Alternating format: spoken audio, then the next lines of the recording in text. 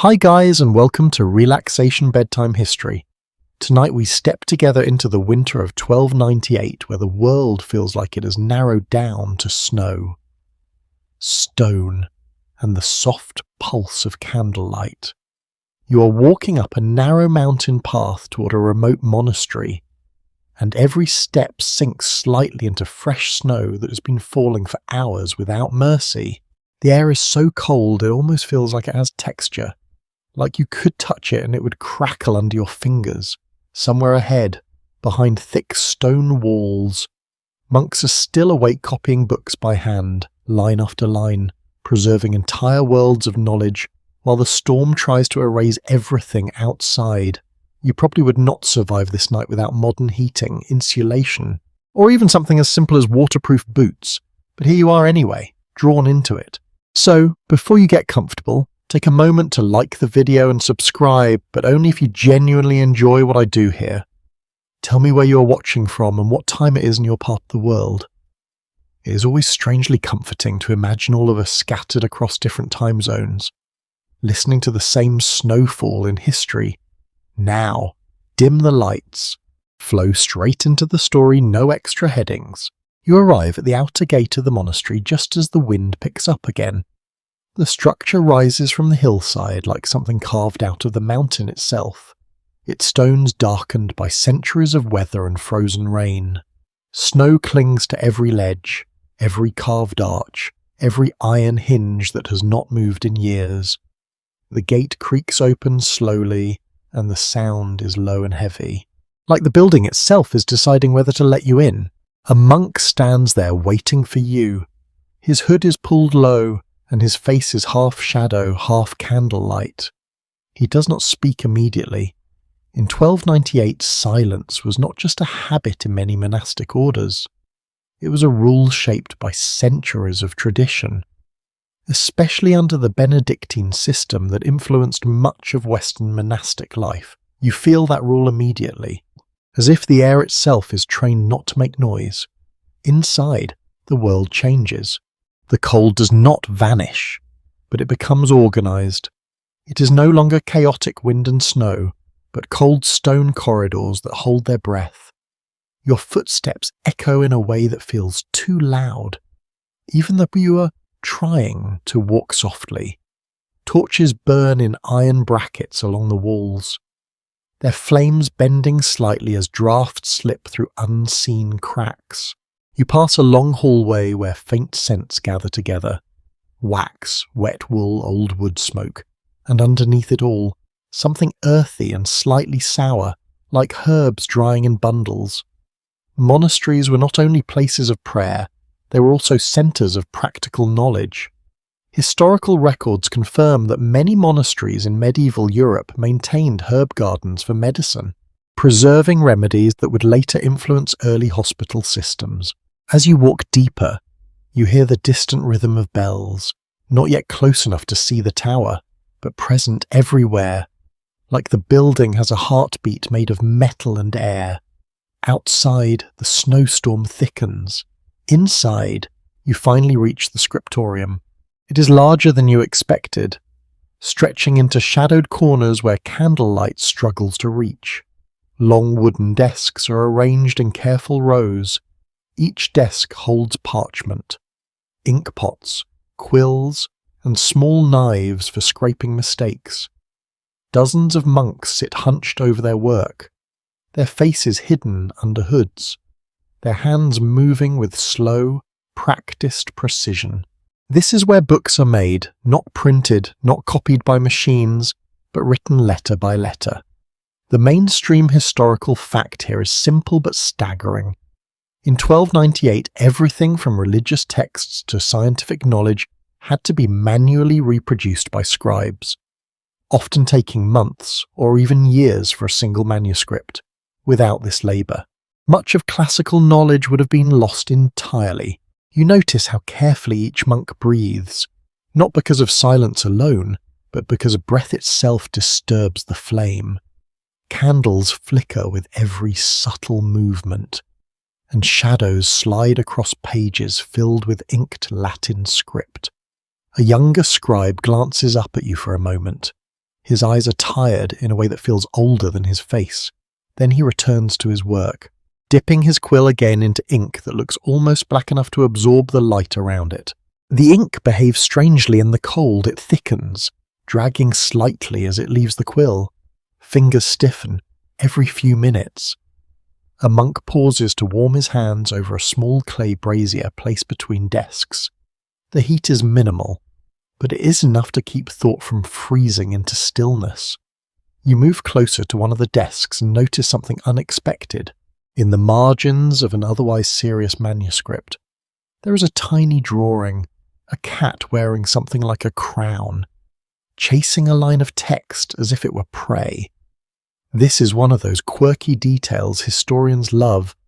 Marginalia like this appears in real medieval manuscripts across Europe, and scholars still debate whether these doodles were expressions of humour, hidden commentary, or simply the inevitable boredom of long copying sessions. The monk next to you notices your attention and almost smiles, but restrains it. Above you, the storm presses harder against the windows. Thick glass panes shudder slightly under the wind. Snow builds in layers outside, turning the world beyond the monastery into a blank white silence. The scriptorium, however, continues its quiet rhythm. Quill touches parchment, pause, dip ink. Write again, a cycle repeated thousands of times, forming entire libraries through human patience alone. At one point, a bell rings closer now. It cuts through the room like a reminder that time still exists outside of ink and stone. Monastic life in this period was structured around strict schedules of prayer and labour, a system known as the divine office. Historians still argue whether this rigid rhythm increased intellectual productivity or simply enforced spiritual discipline through exhaustion. A few monks stand together briefly, exchanging soft gestures. Even here, communication happens, but it is compressed into minimal movement. Like language itself has been distilled. You notice how the air feels different near the centre of the room. Warmer, not because of fire, but because of bodies gathered in concentration. Human presence becomes its own kind of heat.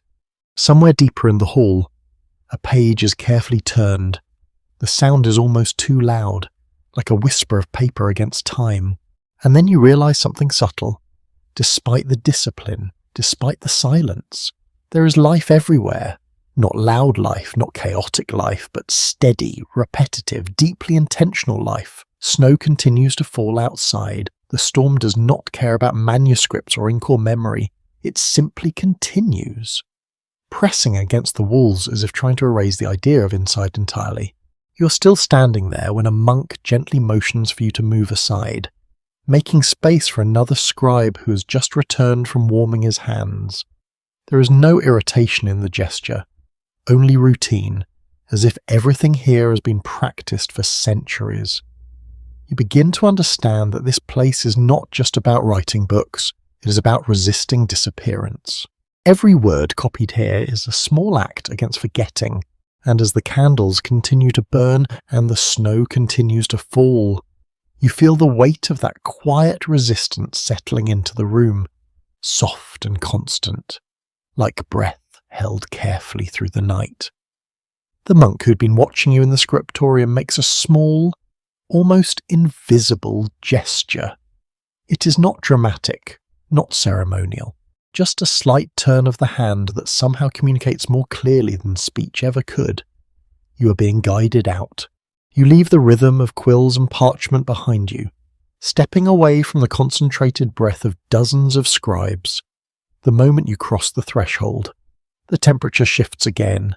The warmth of bodies and candles fades quickly, replaced by the returning cold that seems to live in the bones of the building itself.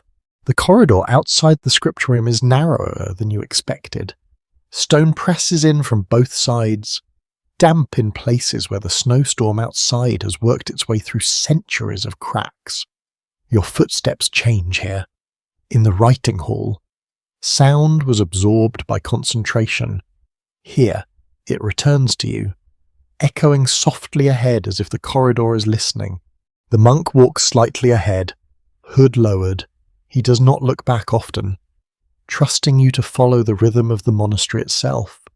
You notice how even movement here feels regulated, as if the building has trained its inhabitants to move with purpose and minimal disruption.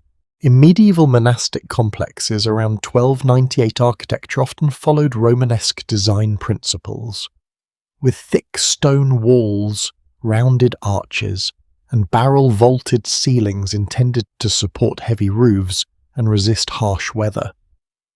This mainstream historical fact becomes obvious as you pass under one such archway. The stone curves above you like an inverted ship hull, carrying weight rather than floating on it. The air smells older here, less ink and wax, more cold stone, damp wool, and faint traces of smoke that never fully escapes enclosed spaces.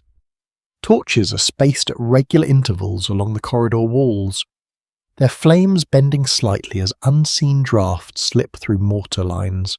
As you walk, you begin to notice that the monastery is not a single structure but a layered organism. Corridors branch off in subtle directions. Some lead upward toward dormitories, others downward into storage rooms carved partly into the hillside. Somewhere above you, snow presses against the roof like a patient hand. You pass a small opening where you can see into a sleeping chamber. Rows of simple wooden pallets line the floor. No luxury, no ornamentation, just straw bedding and rough blankets. Monastic life in this period often emphasized austerity, with personal comfort deliberately minimized to encourage spiritual focus. A few monks are already lying down, fully clothed, resting in stillness rather than sleep, as if even rest is part of discipline. A faint sound drifts from deeper inside the corridor.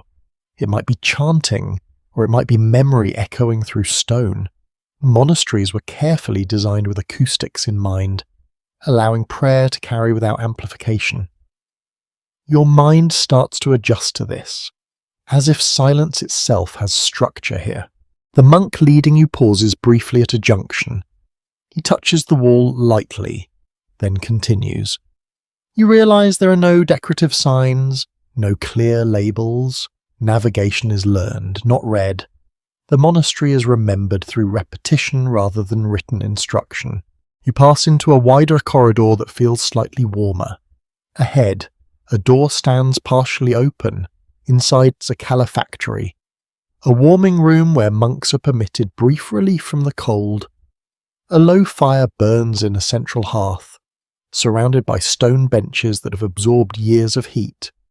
This was a common feature in medieval monasteries, especially in colder regions, designed to preserve health during long winters. A few monks sit quietly inside, hands extended toward the fire, no conversation, only the occasional shifting of weight or adjustment of robes. The fire crackles softly, and for a moment, the world feels almost modern in its simplicity. Heat, stone, breath. Then you notice something unusual carved into one of the stone benches. Small etched markings, not official symbols, but playful scratches, a tiny figure of a fish wearing a crown, and beside it a series of lines that resemble musical notation but do not quite form a melody. This is one of those quirky historical traces that appear across real monastic sites, where marginal creativity finds its way into the strictest environments. Some scholars suggest these markings were personal signatures. Others think they were idle experiments in forbidden expression. The monk guiding you does not acknowledge them, or perhaps he does, in the way he steps slightly around that bench without looking directly at it. You continue onward. The corridor narrows again, leading upwards this time. Your breathing becomes more noticeable in the colder air. Each exhale briefly forms a cloud that disappears almost immediately into the darkness above. The stone steps under your feet are worn unevenly, shaped by centuries of use. At one point, you hear voices above you, not loud, not distinct, just fragments of sound that drift through floorboards. The monastery is awake in layers. Even in rest, it never fully sleeps. You pass another door slightly ajar and glimpse what might be a storage room. Shelves lined with jars, dried herbs hanging from beams, bundles tied with twine. The smell here is sharper, medicinal. Monasteries were known to preserve herbal knowledge through generations, and many later influenced early European medical practice. You catch a faint scent of rosemary mixed with something bitter and unfamiliar. The monk finally breaks the silence with a simple gesture, pointing downward into a side corridor. You follow. Here, the atmosphere changes again, the walls are closer, and the air feels stiller. There is a sense of depth, or as if you are moving into the interior of the mountain itself, rather than just a building.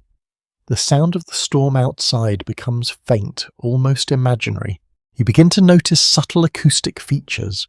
Certain spots in the corridor amplify footsteps slightly, while others seem to absorb sound completely. Medieval builders did not fully understand acoustics in modern terms, but they intuitively shaped spaces that influenced how sound travelled through them. At one point, you pass a narrow vertical shaft sealed with iron bars. Cold air pours from it. The monk glances at it briefly but does not stop. You wonder where it leads. Downward storage, or perhaps an older passage no longer in use. Here is a small fringe detail that historians still debate. Some monasteries are believed to have contained hidden communication channels, sometimes called whispering tubes, that allowed messages to travel between floors without direct contact. Historians still argue whether these features were intentional design elements or later modifications added for secrecy or convenience. You continue walking, the idea of hidden communication lingering faintly in your mind like an echo. Another bell rings somewhere above. Closer now, the sound is heavier in the corridor, as if the stone itself vibrates with it. This marks another division of time in monastic life, a reminder that even in winter storms, the rhythm of prayer and work never fully stops. The monk leading you slows again. You sense that you're approaching another major space within the monastery. The corridor widens slightly, and the ceiling rises. Candlelight becomes more frequent here, suggesting a place of importance or frequent use. Outside, unseen but ever present. The snowstorm presses harder against the monastery walls. Wind finds every crack, every seam, every forgotten corner of stone. Inside, you feel suspended between warmth and cold, sound and silence, movement and stillness.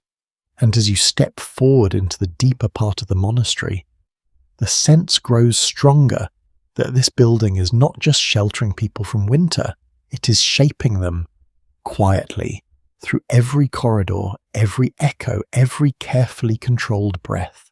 The corridor begins to open out before you notice it consciously. It is not a sudden change, but a gradual loosening of space, as if the monastery is exhaling after holding its breath. The walls shift farther apart. The ceiling lifts slightly, and the air becomes less compressed.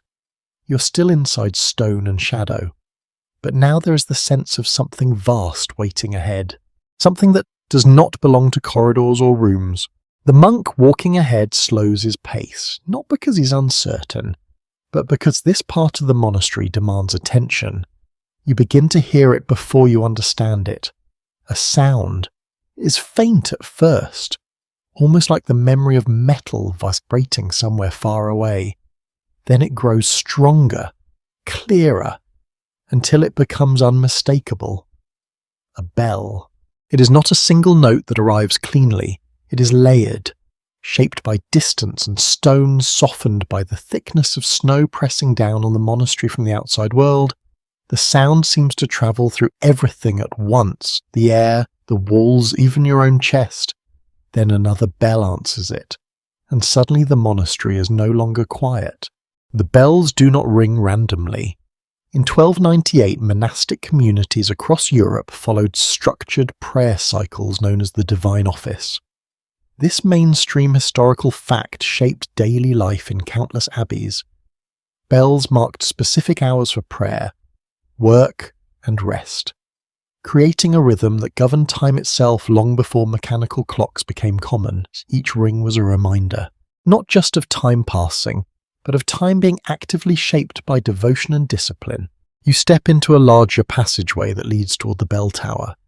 The air here feels different again, thinner somehow, as if sound has already passed through it and left an imprint behind with each bell strike. You feel a subtle vibration under your feet, carried through the stone like a pulse. The monk beside you finally speaks, but only in a gesture, a slight tilt of the head upward. You follow his gaze. Above, the tower rises.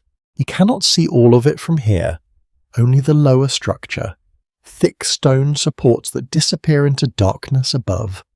The bells themselves are hidden, but their presence is overwhelming.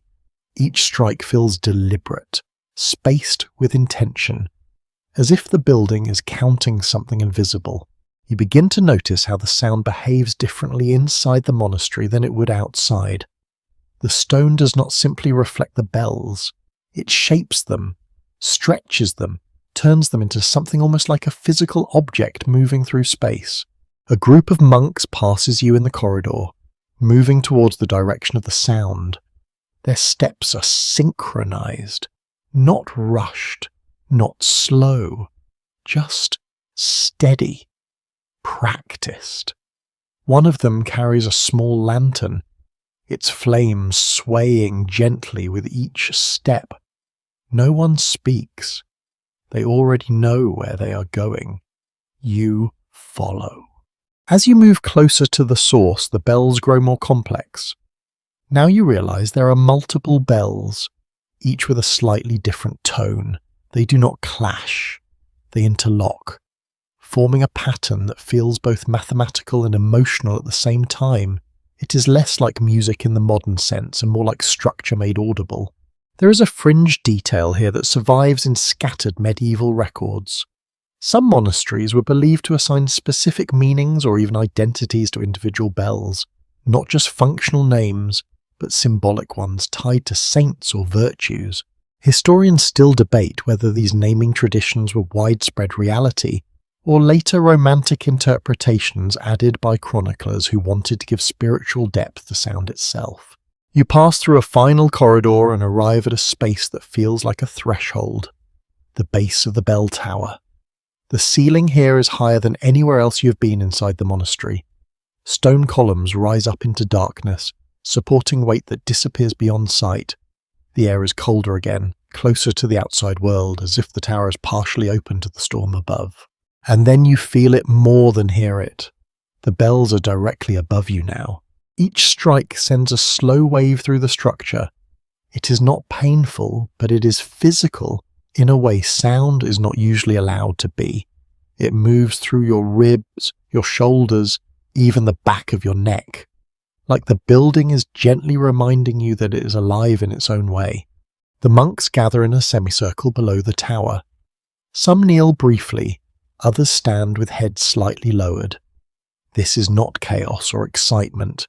It is routine, a ritual repetition that has likely occurred in nearly the same way for centuries. You notice how their faces remain calm despite the intensity of the sound. Familiarity has transformed something overwhelming into something ordinary. Above, the bell mechanism creaks faintly between strikes. You imagine the ropes, thick and worn, pulled by a monks positioned in the upper levels of the tower. The physical labour behind each sound is hidden but present. A mainstream historical fact becomes clear in this moment. Medieval bell towers were not just symbolic structures, they were functional communication systems that regulated entire communities. Villagers outside the monastery often relied on these bells to structure their own daily lives. From waking to work to rest, time was not personal, it was shared, external, and enforced through sound. Another bell sequence begins, slightly faster this time. The rhythm changes. You feel it almost like a conversation between tones, one answering another, then falling into silence before rising again. A monk standing near you notices your attention drifting upward. He does not interrupt.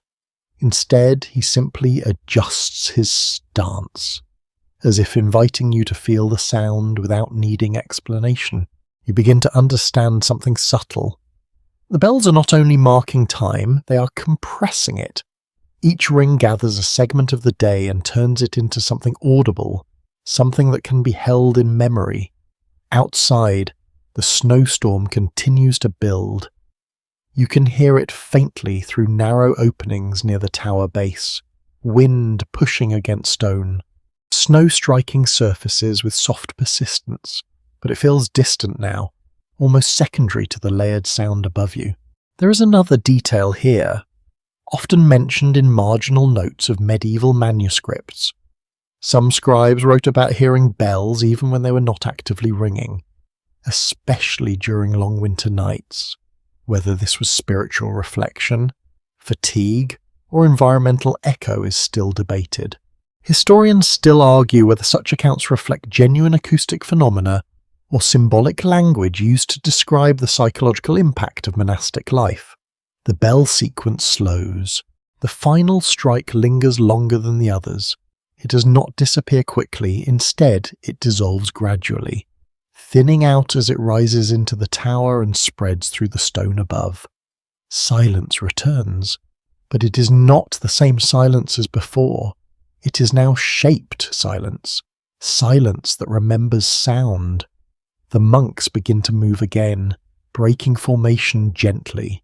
Some return toward the corridor you came from, others remain briefly, as if waiting for an internal signal only they can hear. The monk who's been guiding you places a hand lightly on your sleeve. It is not urgent. It is simply direction. You follow him away from the base of the tower. As you walk, the bells still seem to linger in your awareness. Even though they are no longer ringing, the body remembers what the ears no longer receive. The corridor ahead feels slightly warmer again, as if returning to the layered interior world of the monastery after standing briefly at its exposed edge. You realize something as you move. The monastery is built not just of stone, but of cycles, sound cycles, light cycles, labor cycles, even sealant cycles. Everything repeats, but nothing feels exactly the same twice, and as the corridor narrows once more, guiding you deeper into the heart of the building, the last echo of the bells fades behind you like a door gently closing in the air. You follow the monk back into the deeper corridors, and the last vibration of the bells finally dissolves into the stone behind you. It does not vanish so much as it settles, like dust drifting into corners that have already held centuries of sound. The air ahead feels quieter again, but not empty. It is the kind of quiet that has been trained, shaped, and reinforced by repetition. The corridor begins to widen in a way you do not notice immediately. At first, it is only a subtle change in how your footsteps echo. Then the light shifts, candlelight becomes more frequent, not isolated torches in brackets, but a steady rhythm of small flames placed at measured intervals. The glow grows warmer, softer, as if the monastery is slowly opening its eyes again after the bell tower's intensity. The monk walking ahead slows his pace, not because he's uncertain, but because what lies ahead is treated with a kind of quiet respect. You feel it before you see it, a change in air pressure, a faint dryness mixed with the familiar scent of wax and old parchment. Then you enter the scriptorium again, but from a different angle than before. This is not the long hall you glimpsed earlier. This is a broader, more central space, where candlelight does not just illuminate but gathers. The ceiling arches higher here, supported by thick wooden beams darkened by smoke and age. Shadows do not simply fall across the room, they stretch, lean, and settle like living things. Rows of desks extend in disciplined alignment, each one carefully spaced to reduce distraction. The arrangement is not accidental. A well-documented historical reality is that medieval monastic scriptoria were designed with strict spatial order to maintain focus. with layout choices often influenced by the rule of St. Benedict and later monastic reforms that emphasize silence, labour, and contemplation as intertwined practices. You step further inside and immediately notice the density of activity. Quills move in synchronized patterns, not identical but harmonized. Pages are turned with careful precision, never rushed. Ink pots are covered and uncovered like breathing cycles. Everything here has a rhythm, but it is a rhythm made of restraint. The monk beside you gestures for you to stand at the edge of one of the aisles. You comply instinctively. There is a sense that stepping too far forward would disrupt something delicate. Like walking into the middle of a thought, up close. You can see the manuscripts in detail. The parchment is not paper, but treated animal skin, carefully scraped and stretched until smooth. It holds ink in a way that feels almost permanent, as if each letter is being pressed directly into time itself. A scribe pauses briefly to adjust his quill. His fingers are stained dark at the tips, and the ink pot beside him has a thin skin forming on the top from the cold air. He breaks it gently with the quill tip before continuing. The scent here is layered. Wax from candles, iron gall ink with its sharp metallic undertone, damp wool from robes that have absorbed the cold of corridors outside. And underneath it all, something faintly organic, like dried herbs stored somewhere nearby. You notice small tools at each desk, tiny knives used to correct mistakes by scraping ink from parchment, pumice stones for smoothing surfaces, rulers made of wood polished smooth by years of use. Every object has a purpose, and every purpose has repetition behind it. A lesser-known marginal detail reveals itself as you lean closer to one manuscript. In the outer edge of a page, almost hidden beneath formal script, there is a tiny sketch of a rabbit holding what appears to be a spear. It is absurd, almost playful, and completely out of place among theological text.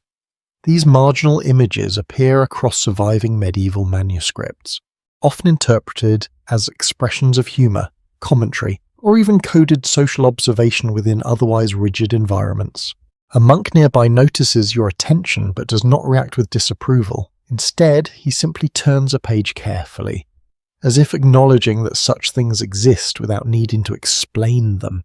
Outside the windows, the snowstorm continues its slow dominance over the world beyond the monastery. The glass panes are thick and slightly uneven, distorting the white blur outside into soft, shifting shapes. Occasionally, wind presses against them, creating a faint tremor that ripples through the candle flames. The scriptorium does not react. It continues.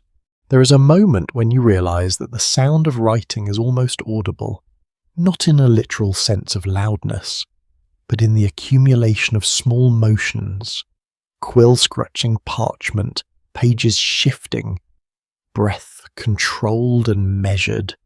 Even silence here has texture. You are guided slowly down one aisle. On either side, monks work without looking up. Their focus is total, and yet not tense. It is practice concentration, developed over years of repetition. A faint murmur breaks the silence somewhere deeper in the hall. It is immediately contained, corrected by a small gesture from an older monk. Communication here is minimal but not absent. It exists in glances, in pauses, in the timing of movements. At one desk, you notice a manuscript with unusually elaborate decoration. Gold leaf catches the candlelight, reflecting it in tiny fragmented bursts. Blue and red pigments form intricate initials that mark the beginning of a text. Illuminated manuscripts like these were not just decorative but functional, guiding readers through complex theological works and reinforcing the importance of sacred passages through visual hierarchy. The monk working on it dips his brush into pigment with extreme care. His movements are slower than the others, suggesting specialization. Not all scribes were equal. Some were trained specifically as illuminators, dedicating years to mastering pigments derived from minerals, plants, and even crushed insects. A quirky tidbit emerges here in the form of a small jar placed beside his desk. Inside is a mixture that looks almost like ground glass suspended in liquid. In reality, it is likely a binding agent used to preserve pigment consistency.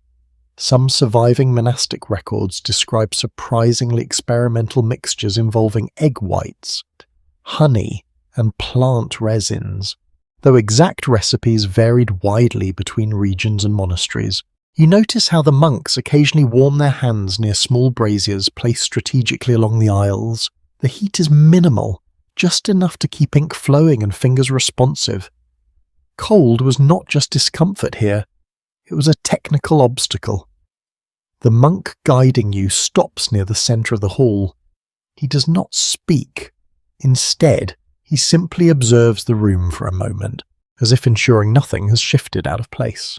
Then he gestures toward a large manuscript resting on a central desk. It is larger than the others, its pages thicker, its binding reinforced. You're not meant to touch it, only to look. As you approach, you notice the text is denser, more formal, perhaps a compilation or reference work rather than a single narrative. The margins are less playful here, the focus is absolute. Historians still argue whether the strict organization of scriptoria like this one was primarily a spiritual discipline or an early form of intellectual standardization that helped preserve knowledge through centuries of instability. The question lingers as you look at the manuscript. It feels both fragile and permanent at the same time. Fragile because it depends entirely on human hands. Permanent because those same hands have repeated the process thousands of times across generations. A bell sounds again, but this time it is distant. Not a command, just a reminder that time continues to move outside this room. Inside, no one reacts immediately. The rhythm of writing does not break. Only after several breaths do a few monks pause, mark their place, and gently rest their quills. The monk beside you turns slightly, indicating it is time to move on. And as you step away from the scriptorium centre, you feel the weight of what you have just witnessed. Not just writing, not just copying, but a kind of slow collective memory being built one letter at a time. Against cold, against tolerance, against forgetting itself.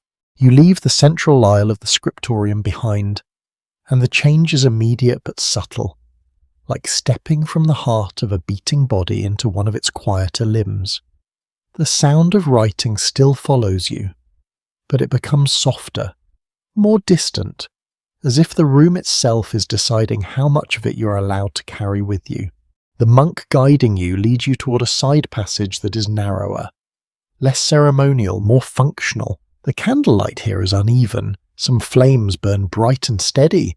Others flicker as if struggling against invisible drafts. The stone walls are closer together, and you notice how the temperature drops again. A reminder that warmth in this monastery is never constant. It is borrowed, shared, and always temporary. You pass a small alcove where parchment is being prepared. Two monks stand over a stretched frame of animal skin, carefully scraping its surface with curved blades. The motion is repetitive, almost hypnotic. A well-established historical reality is that vellum production in medieval monasteries required days of soaking, stretching, and scraping to create writing surfaces durable enough to last centuries. Without this process, most of the texts you just saw would not exist in their current form. The smell here is stronger. Wet leather, lime from the cleaning process, and something faintly alkaline that clings to the back of your throat. You instinctively breathe more shallowly. A monk glances up at you briefly, then returns to his task. There is no interruption, no acknowledgement beyond that single moment. You feel like a passing shadow through a machine that has no need to adjust for your presence. As you continue, the corridor opens slightly into a workshop space. This is where ink is prepared. Large ceramic bowls sit on wooden tables, filled with dark liquid that catches candlelight like oil. Another monk stirs one of the mixtures slowly with a wooden rod. The consistency changes depending on temperature, and in winter, everything becomes more resistant, more stubborn. A lesser known marginal detail reveals itself on a small wooden shelf nearby. Tiny labelled jars contain crushed oak galls, iron salts, and plant extracts used to create iron gall ink, the most common writing ink of the medieval period. The exact proportions varied widely, and surviving recipes suggest that each monastery often developed its own version, adjusted through experience rather than written instruction. The monk guiding you pauses here longer than before. You notice his attention is not on the ink itself, but on the process of preparation, as if acknowledging the invisible foundation beneath all written knowledge. From this space, you hear a different kind of sound, not writing, not chanting, but grinding. Mortar and pestle work echo softly through the room as pigments are prepared. Reds from crushed insects, blues from ground minerals, yellows from plant dyes.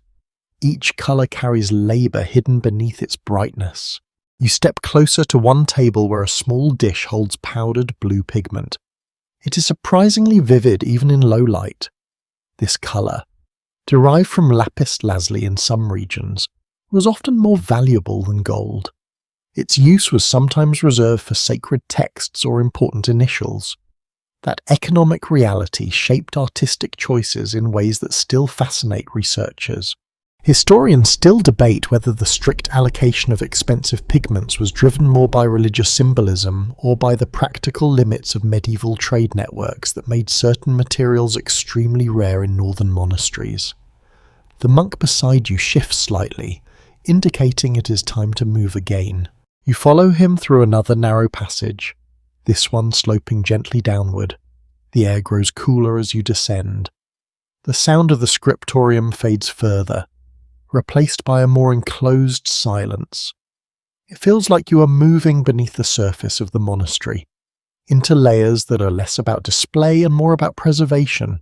Stone steps are uneven here, worn by centuries of use. Your hand brushes the wall instinctively for balance, and the stone feels damp, almost cold enough to sting.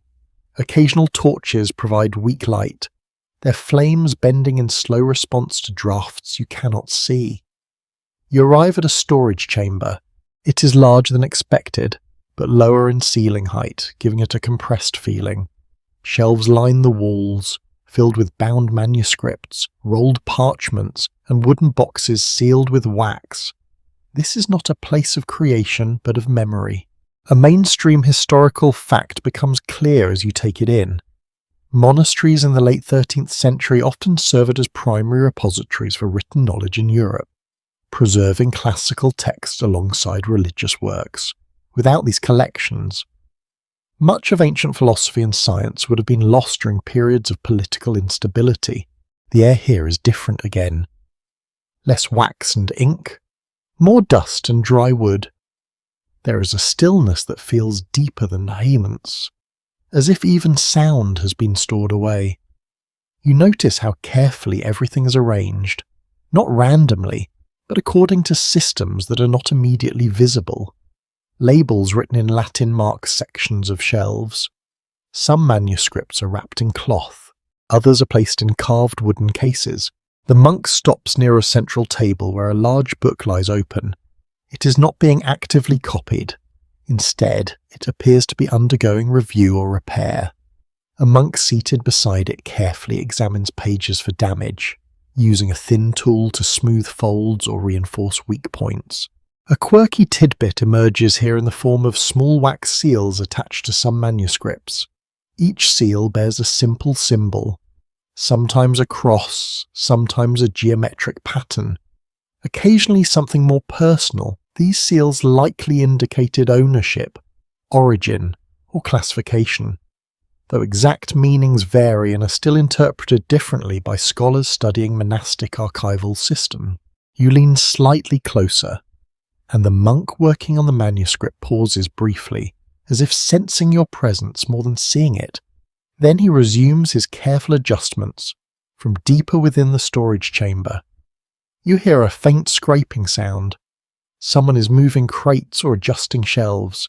The sound is deliberate, slow, controlled. Even storage here is an active process, not passive neglect. The monk guiding you moves further along the chamber, gesturing toward a narrow alcove.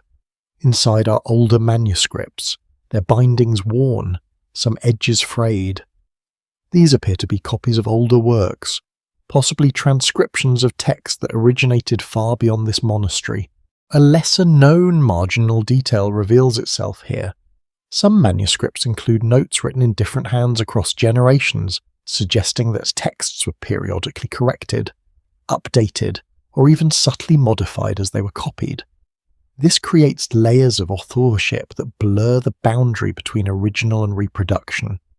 You realize that what you're seeing is not just storage. It is a living archive that evolves slowly over time. A bell rings again, distant but clear enough to reach even this underground space. The sound is muted by stone, softened into something almost abstract. It reminds you that even in places designed for preservation, time still insists on moving forward. The monks in the chamber do not react immediately. Only after a brief pause do a few of them acknowledge the sound by shifting their posture or marking their place in a manuscript. The rhythm of the monastery persists even here, below the main halls. Historians still argue whether these underground storage spaces were primarily practical solutions for preservation or symbolic attempts to physically separate knowledge from the chaos of the outside world. As you stand there, you notice how your own perception changes.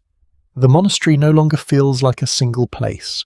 It feels like a series of layered intentions, writing above, preparation in between, preservation below. Each layer supports the others, quietly, continuously, without interruption. The monk beside you turns slightly, signalling that your passage through this area is nearly complete. And as you prepare to leave the storage chamber, you carry with you the sense that knowledge here is not simply created or read. It is carefully tended, like something fragile that must be protected not only from time, but from forgetting itself. The monk leads you out of the storage chamber, and the sense of depth slowly loosens as you ascend again through the monastery's internal pathways. The air changes first, it becomes less dry, less sealed, and slightly more alive with movement. You do not notice the transition all at once. Instead, it arrives in fragments, a faint draft brushing your sleeve, a warmer glow bleeding through cracks in stone, the distant suggestion of voices that are not speaking to you, but simply existing nearby. Each step upward feels like moving through layers of memory. The corridor bends gently, guiding you back towards the upper halls. Candlelight grows more frequent again, and with it comes the familiar rhythm of work. You can hear it before you see it, the soft, repetitive scratch of quills returning to parchment, the faint rustle of pages being turned with care. It is a sound that feels almost like breathing, but slower, more deliberate.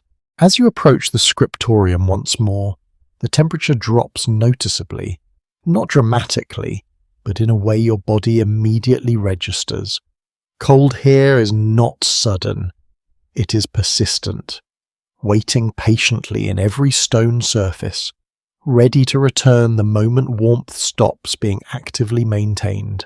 A well-attested feature of medieval scriptoria was their constant struggle with environmental control. Without glass insulation as we know it today, and with heating limited to small braziers or central hearths, scribes often worked in conditions where ink thickened, hands stiffened, and breath itself became part of the room's atmosphere. You step back into the writing hall through a side entrance, and the change is immediate. The sound returns first, not loud but layered. Dozens of quills moving in uneven harmony. The occasional soft tap of a knife correcting parchment. A page turned carefully, almost ceremonially. It is a soundscape built from repetition rather than volume. Then the cold becomes fully present. It settles into your fingers almost immediately. You notice how the monks manage it differently now that you're watching more closely. Some rub their hands together briefly before returning to work, Others pause over small clay braziers placed between desks, letting heat gather just long enough to restore sensation before continuing.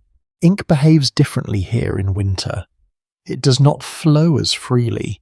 It resists the quill slightly, thickening at the edges of each stroke.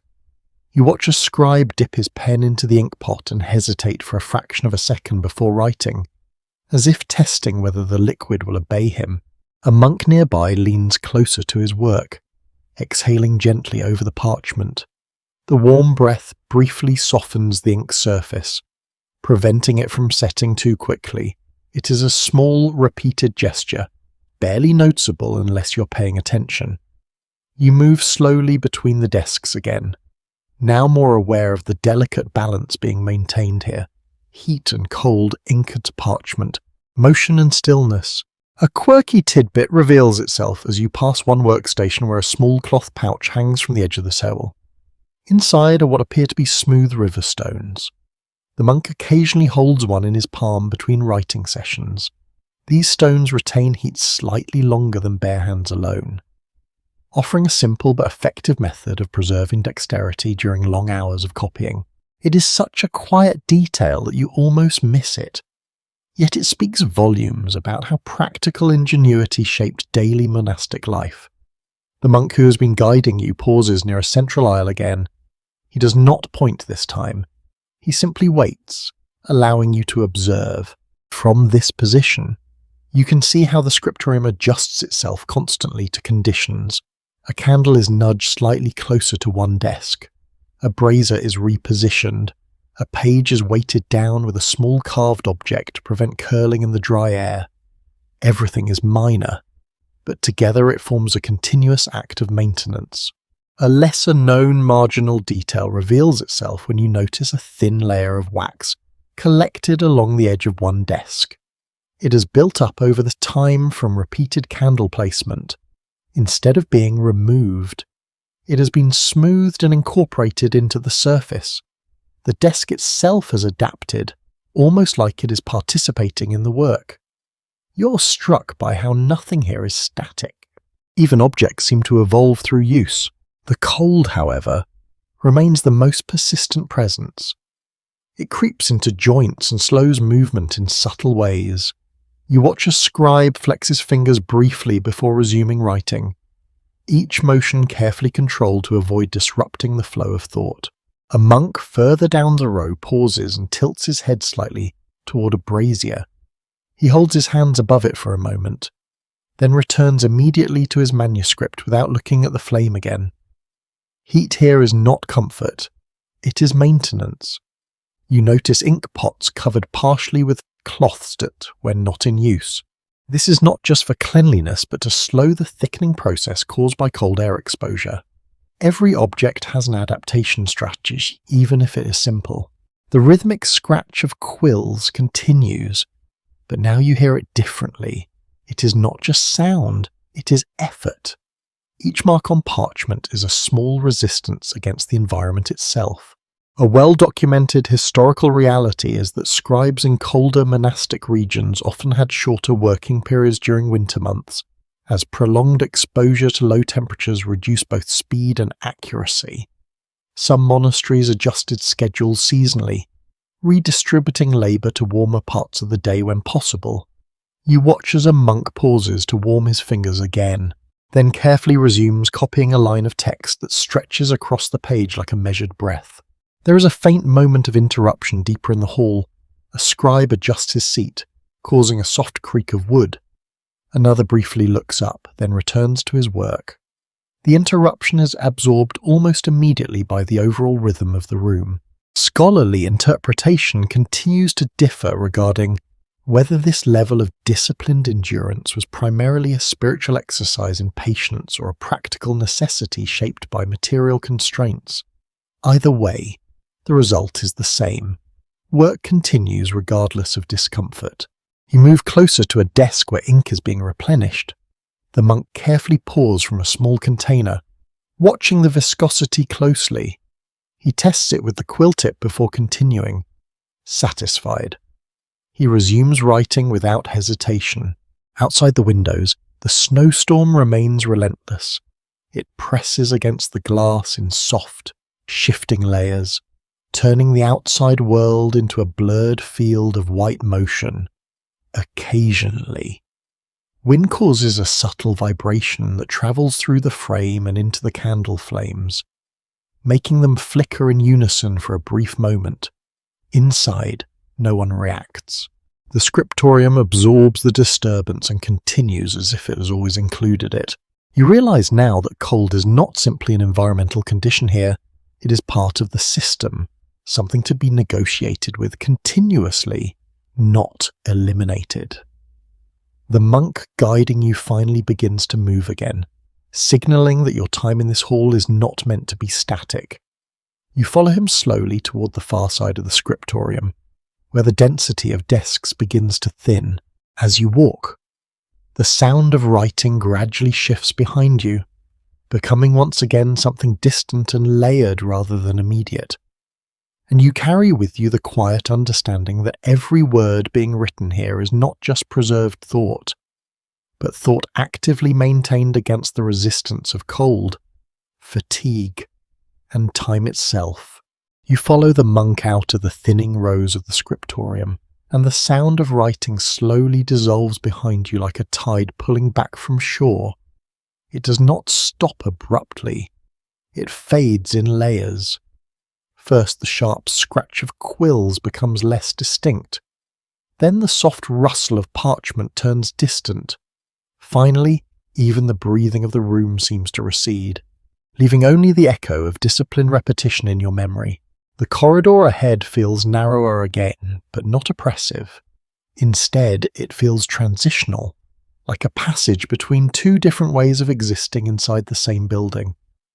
The candlelight here is less structured. It appears in uneven clusters, as if placed for convenience rather than ceremony. Shadows gather in corners and then stretch away as you pass, reluctant to leave. A subtle draft moves through the stonework, brushing against your sleeves. It carries with it the faintest scent of smoke and something herbal, possibly from drying bundles stored somewhere nearby. Monastic architecture often incorporated mixed-use spaces where practical and spiritual life overlapped, especially in colder climates where efficiency determined survival as much as devotion. You notice small changes in the walls as you walk. The stone here is rougher, less polished by time and contact. It suggests this part of the monastery is more functional than ceremonial, used frequently but not designed for display. The monk walking ahead slows slightly at intersections, choosing turns without hesitation, as though the path is memorized through years of repetition rather than visual cues. You pass a shallow alcove where bundles of dried herbs hang from wooden pegs. The scent is sharper here, slightly bitter and medicinal. It clings to the air in a way that feels both comforting and practical. Monastic communities commonly maintained herb stores for healing purposes, preserving knowledge of plants that would later influence early European medical practice. A small wooden table sits beneath the herbs. On it are several simple tools: twine, folded cloth, and a shallow bowl containing fragments of dried leaves.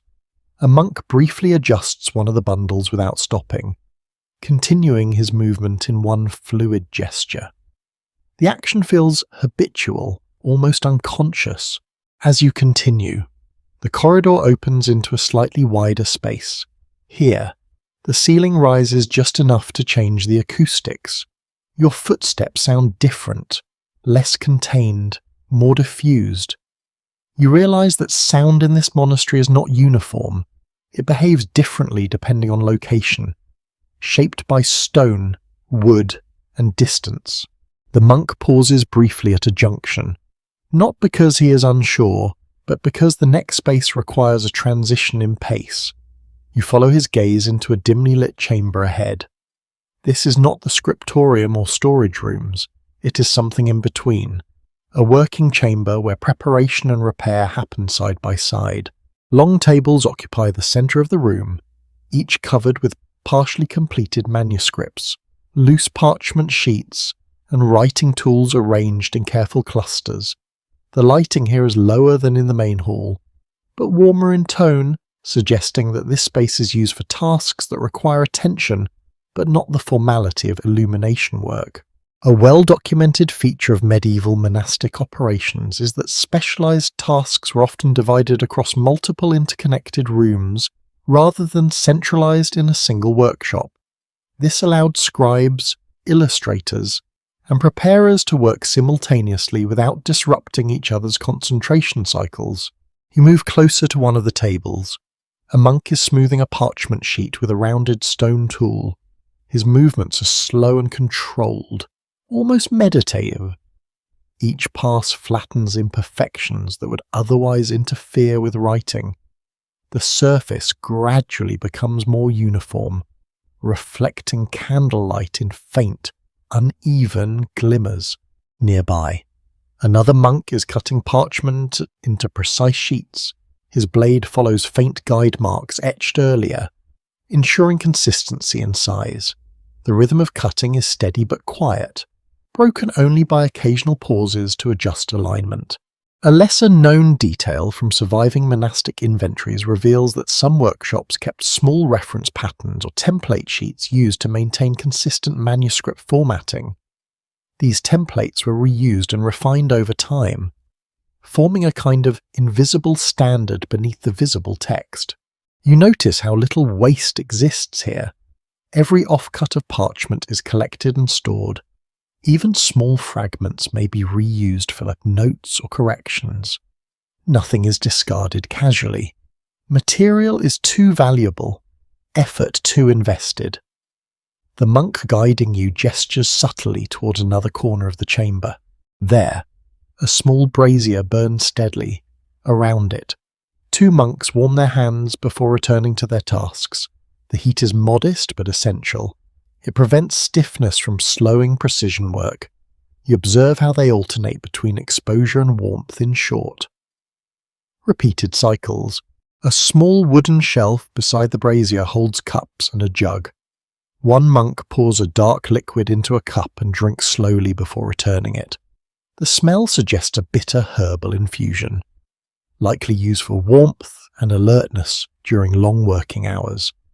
Monastic records often mention such preparations, though exact recipes varied widely between communities and regions. You begin to notice a pattern in this space, and everything is arranged for continuity rather than comfort. Tools are positioned for efficiency. Movement paths are unobstructed. Light sources are distributed to minimize interruption. Even silence here feels organized. A quirky detail emerges as you look closer at one of the table edges. Small notches have been carved into the wood, possibly to mark measurements or track progress in manuscript production. Some of these marks appear informal, suggesting they may have been added over time by different hands rather than part of an initial design. The monk working nearby notices your attention but does not acknowledge it directly. Instead, he shifts a stack of parchment slightly, aligning it with the edge of the table as if maintaining an unseen order. The air in this chamber carries a different weight than the scriptorium. It feels more active, less contemplative. There is purpose here, but it is distributed across many small tasks rather than concentrated in single acts of writing. A well-attested feature of medieval monastic life is the blending of intellectual and manual labour, where copying text was considered both a spiritual and practical discipline. This integration shaped how knowledge was transmitted across generations, embedding physical effort into intellectual preservation. The monk guiding you moves toward a narrow exit on the far side of the chamber. You follow as you pass through. The temperature shifts again, slightly cooler, slightly quieter. The corridor beyond is less populated, and the light becomes more intermittent.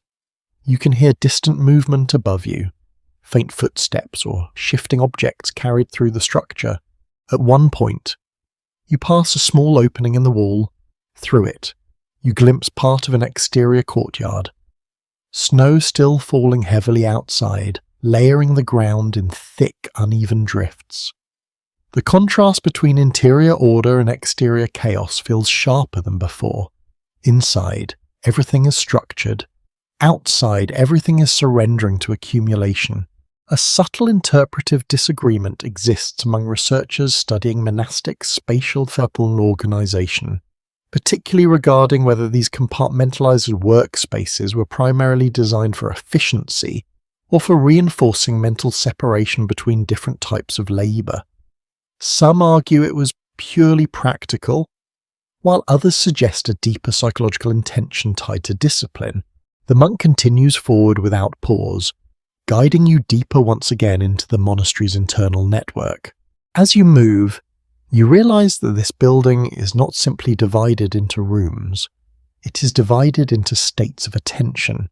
Each space demands a different kind of focus, a different rhythm of movement, a different relationship with sense, and you are beginning to feel that shift in yourself as well. You leave the working chamber behind and step into a corridor that feels noticeably older than the spaces you have just passed through. The stone here is less uniform, more textured, as if it has been shaped by longer use and fewer repairs. The air is cooler again, but not harshly so. Instead, it carries a steady, lingering chill that seems to come from within the walls rather than from outside weather. The monk walking ahead does not hurry. His pace slows into something almost ceremonial, though nothing about his posture suggests performance. It is simply how movement behaves here, adjusted over time to fit the monastery's internal rhythm. You begin to notice that even transitions between spaces are deliberate, as if the building expects its inhabitants to mentally arrive before physically entering. A faint echo travels through the corridor as your footsteps land on uneven stone. The sound returns slightly distorted, suggesting subtle changes in the corridor's shape. Medieval monastic complexes often evolved over centuries, with new additions layered onto older structures, creating passages that bend and shift in ways not originally planned. This architectural accumulation becomes visible in the irregular geometry around you. You pass a narrow recess where a single candle burns in a wall niche. Beneath it, a small carved cross is etched into the stone. The wax has built up unevenly, forming a soft ridge that has hardened over time. Someone has clearly tended this place repeatedly, though not frequently enough to erase the signs of long intervals between visits. A lesser-known detail preserved in some monastic records suggests that certain corridors were deliberately left dim or minimally lit to encourage reflection during movement between duties. Whether this was intentional design or simply a result of limited resources is still debated among architectural historians studying medieval cloisters and internal circulation routes. The corridor opens slightly, revealing a junction where three paths meet. The monk pauses here longer than before, not hesitating, but considering. You follow his gaze as it moves between the different directions. Each passage looks similar at first glance, but subtle differences in light and wear suggest distinct levels of use. He chooses the central path. As you continue, the temperature shifts once more. It becomes marginally warmer, though the source of this warmth is unclear. You suspect proximity to a hearth or enclosed room nearby. The air carries a faint smell of smoke mixed with something earthy, possibly damp wood or stored grain. You pass a small arched doorway that opens into what appears to be a quiet preparation space. Inside, a monk is sorting cloth bundles. The fabric is coarse, likely wool, folded carefully and stacked according to size. His movements are unhurried, each fold deliberate and precise. These materials may be used for robes, blankets, or insulation within sleeping quarters.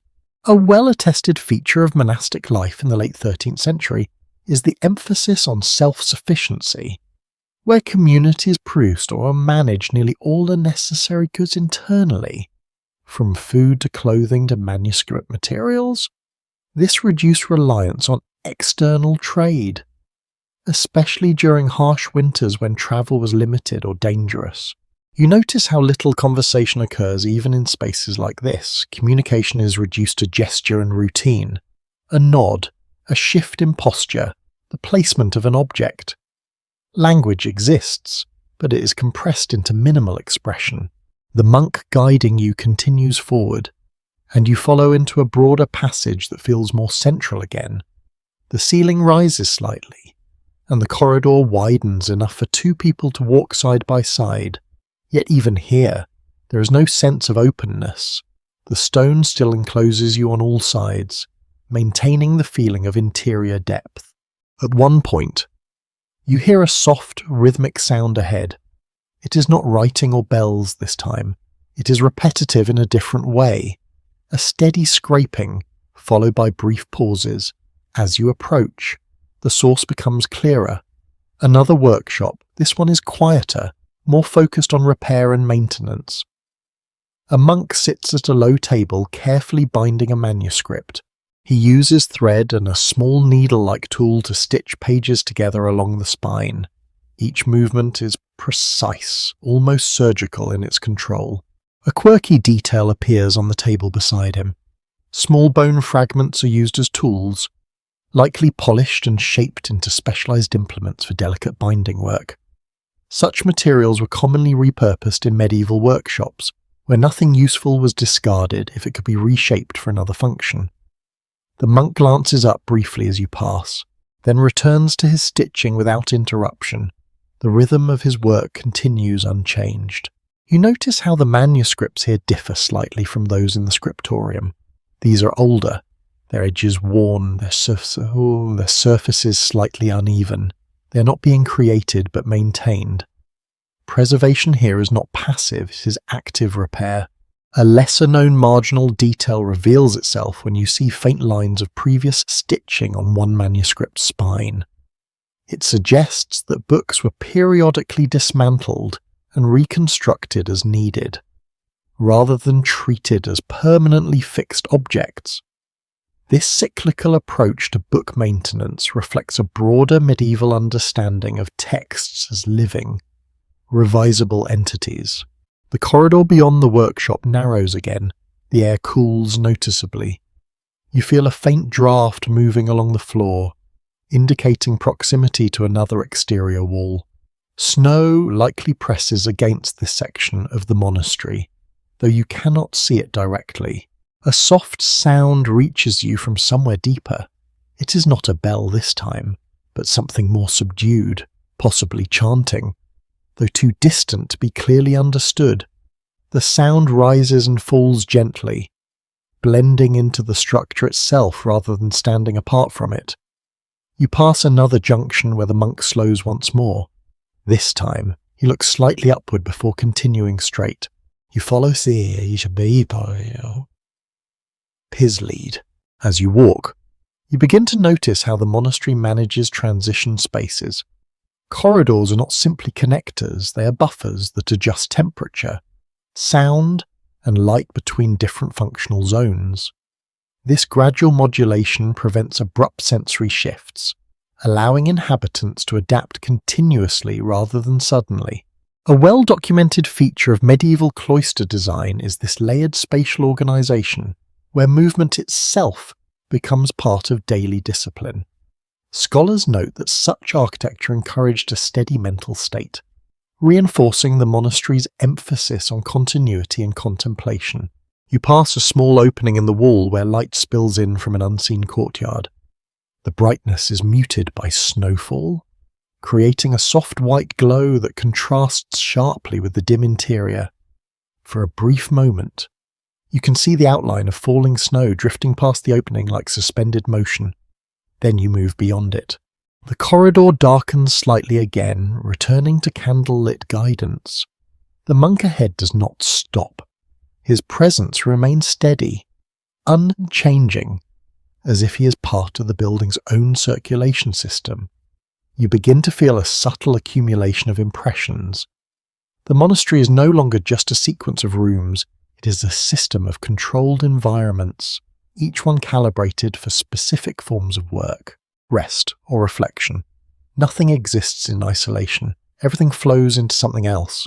A subtle interpretive disagreement exists among researchers regarding whether this level of spatial specialization was primarily intended for efficiency, or whether it also served a deeper psychological function, shaping attention through environmental design.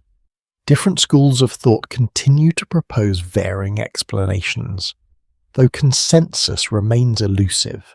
The monk finally slows again, indicating another transition ahead. The corridor widens slightly, and the air becomes warmer, suggesting proximity to a central hearth or communal space.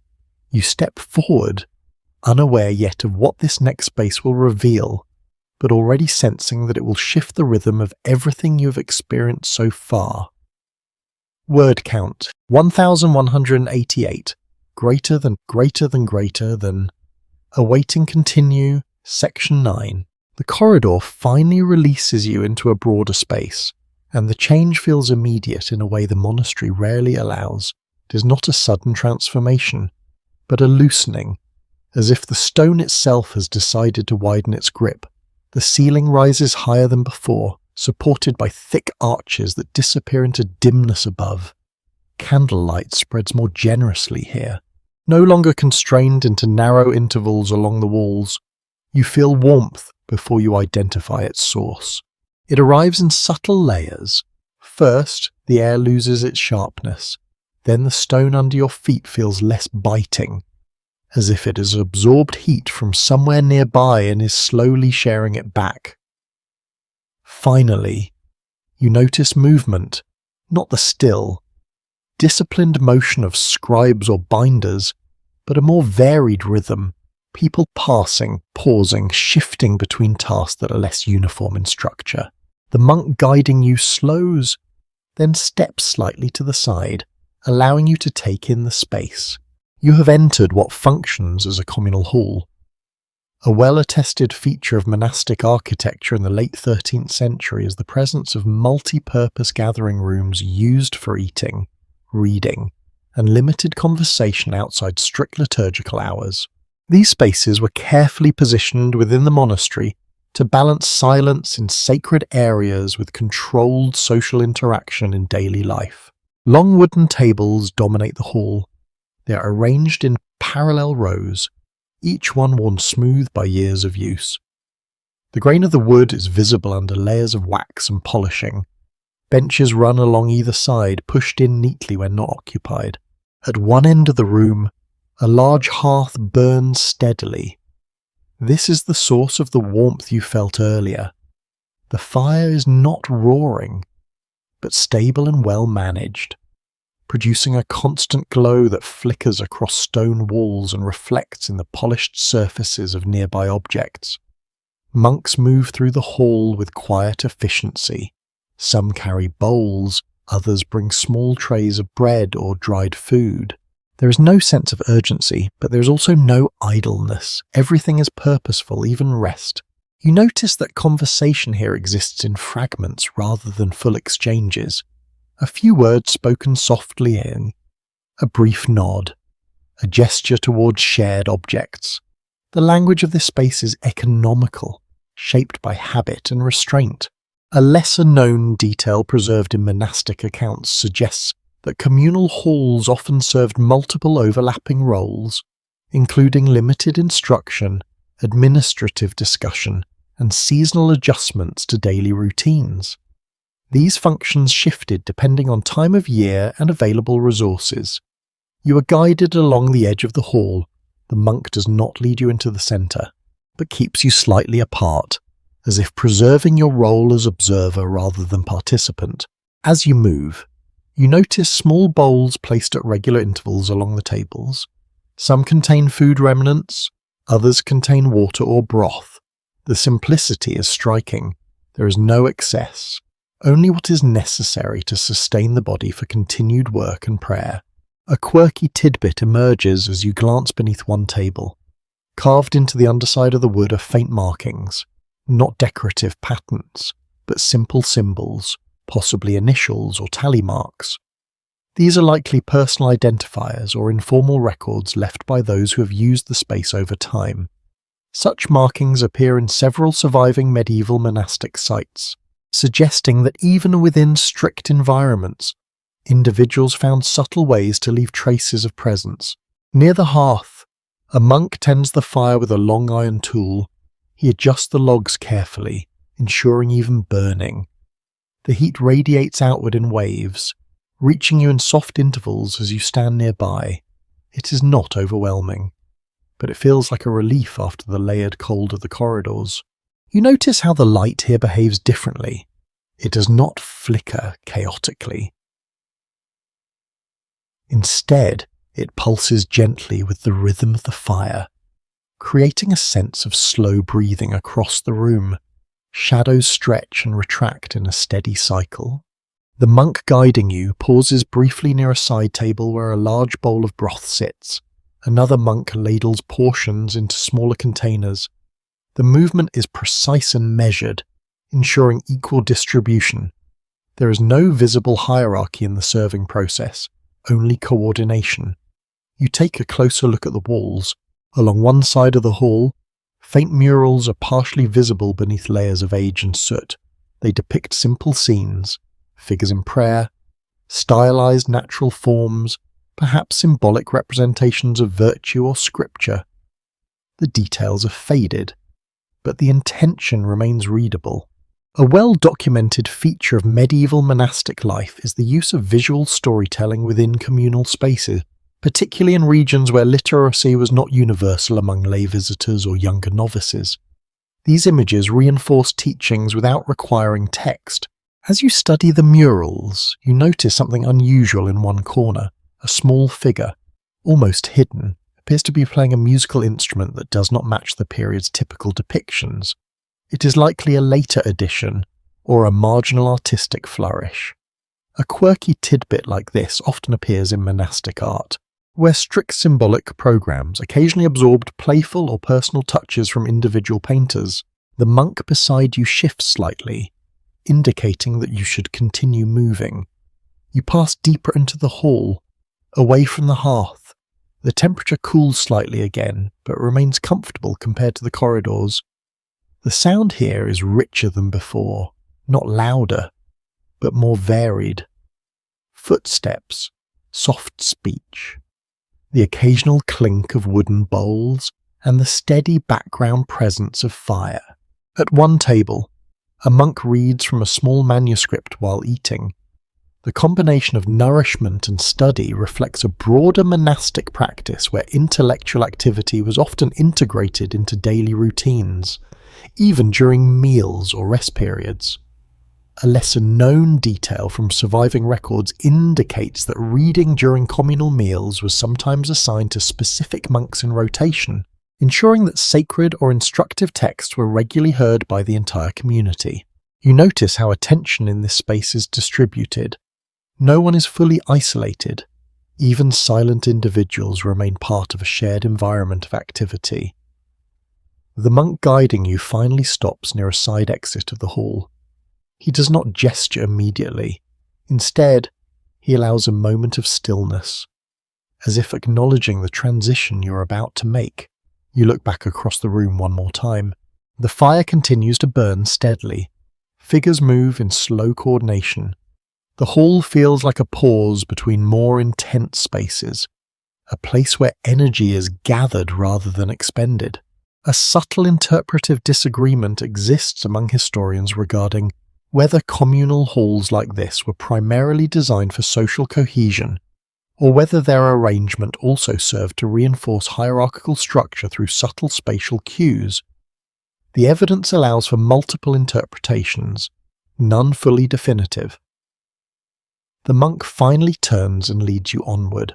As you leave the communal hall, the warmth gradually fades behind you. The corridor ahead is cooler again, quieter, and more enclosed. But something about your perception has shifted. You are now aware of the monastery not as separate rooms, but as a continuous flow between states of work, rest, warmth, and silence. Each space does not end, it transitions. And you are still moving through that transition, deeper into the layered structure of a world built from stone, repetition, and carefully maintained rhythm.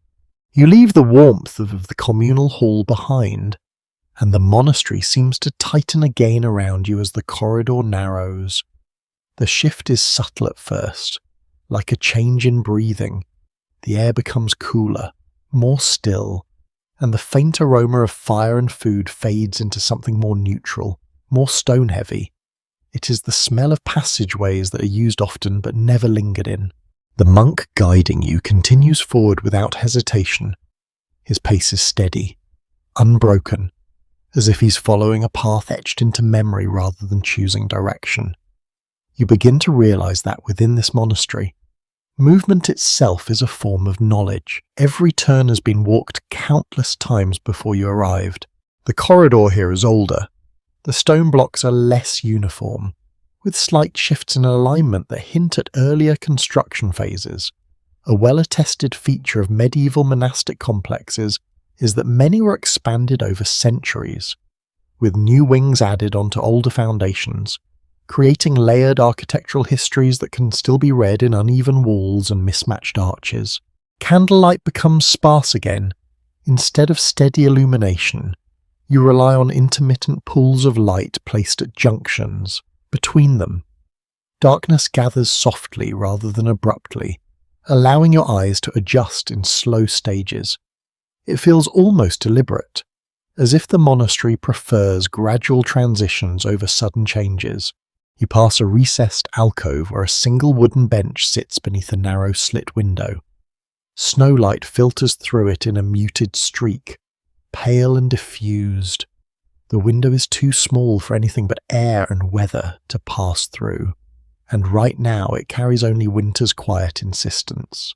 A lesser-known detail from monastic records suggests that such narrow openings were sometimes positioned not only for ventilation, but also for controlled observation of weather patterns, allowing monks responsible for agricultural planning or timekeeping to track seasonal shifts without leaving the building. You pause briefly as the monk ahead stops at a junction. This intersection is more complex than the earlier ones. 3 corridors branch outward, each similar in structure but subtly different in wear and light. One path shows heavier foot traffic, another appears less used, and the central one carries the most consistent candle placement. He chooses the central route. As you follow, the corridor begins to slope downward slightly.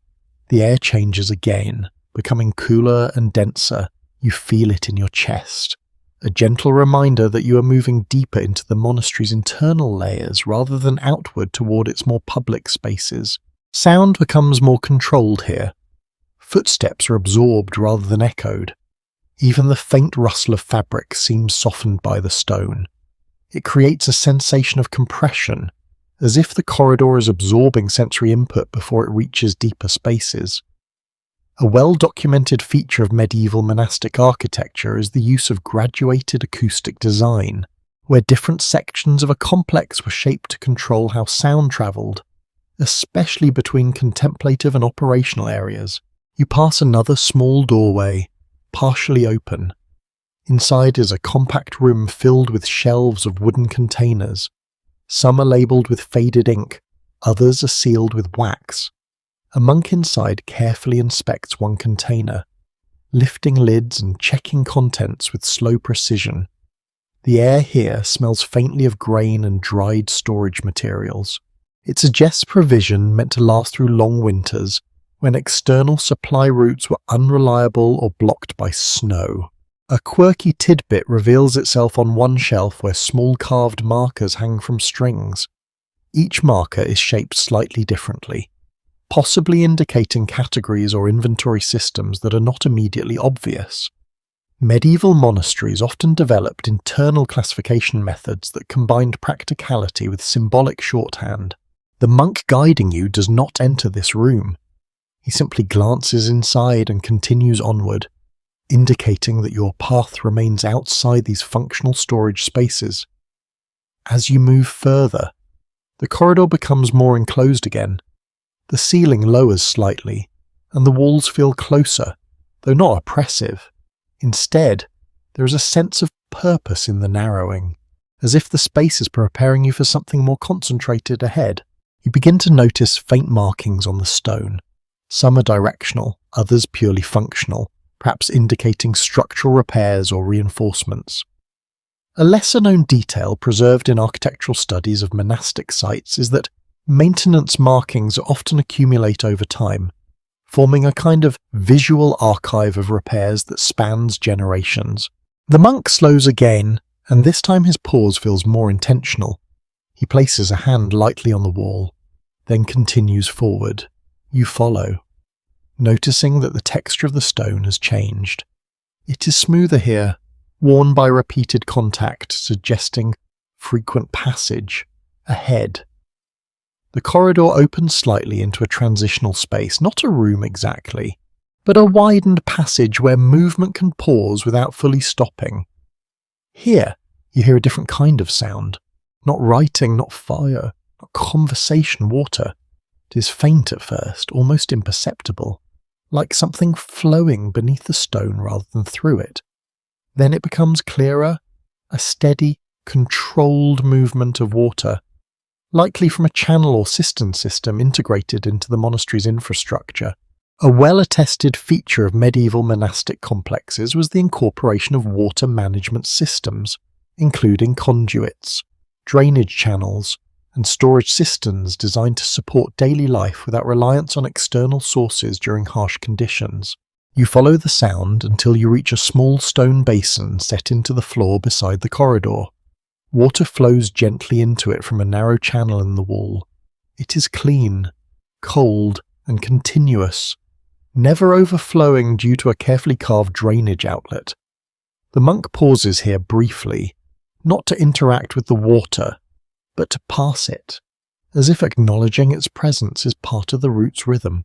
You notice how the water reflects candlelight in shifting fragments. The reflections move across the stone in soft, irregular patterns, briefly animating surfaces that would otherwise remain static. A lesser-known detail in some monastic hydraulic systems suggests that flowing water was sometimes used not only for practical supply, but also for regulating humidity in enclosed storage and working spaces. Though interpretations vary among researchers studying medieval engineering practices, you continue forward. The corridor beyond the water basin feels slightly warmer again, suggesting proximity to another occupied space. The air carries a faint mixture of scents, wax, wood, and something herbal once more, though less intense than before. You pass another junction where the monk briefly slows, this time, instead of choosing immediately. He looks slightly upward. You follow his gaze and notice a small opening near the ceiling, where faint light filters through. It is not strong enough to be sunlight, but it suggests proximity to an exterior wall or courtyard above. The monastery here feels layered again, with multiple levels intersecting above and below your current path.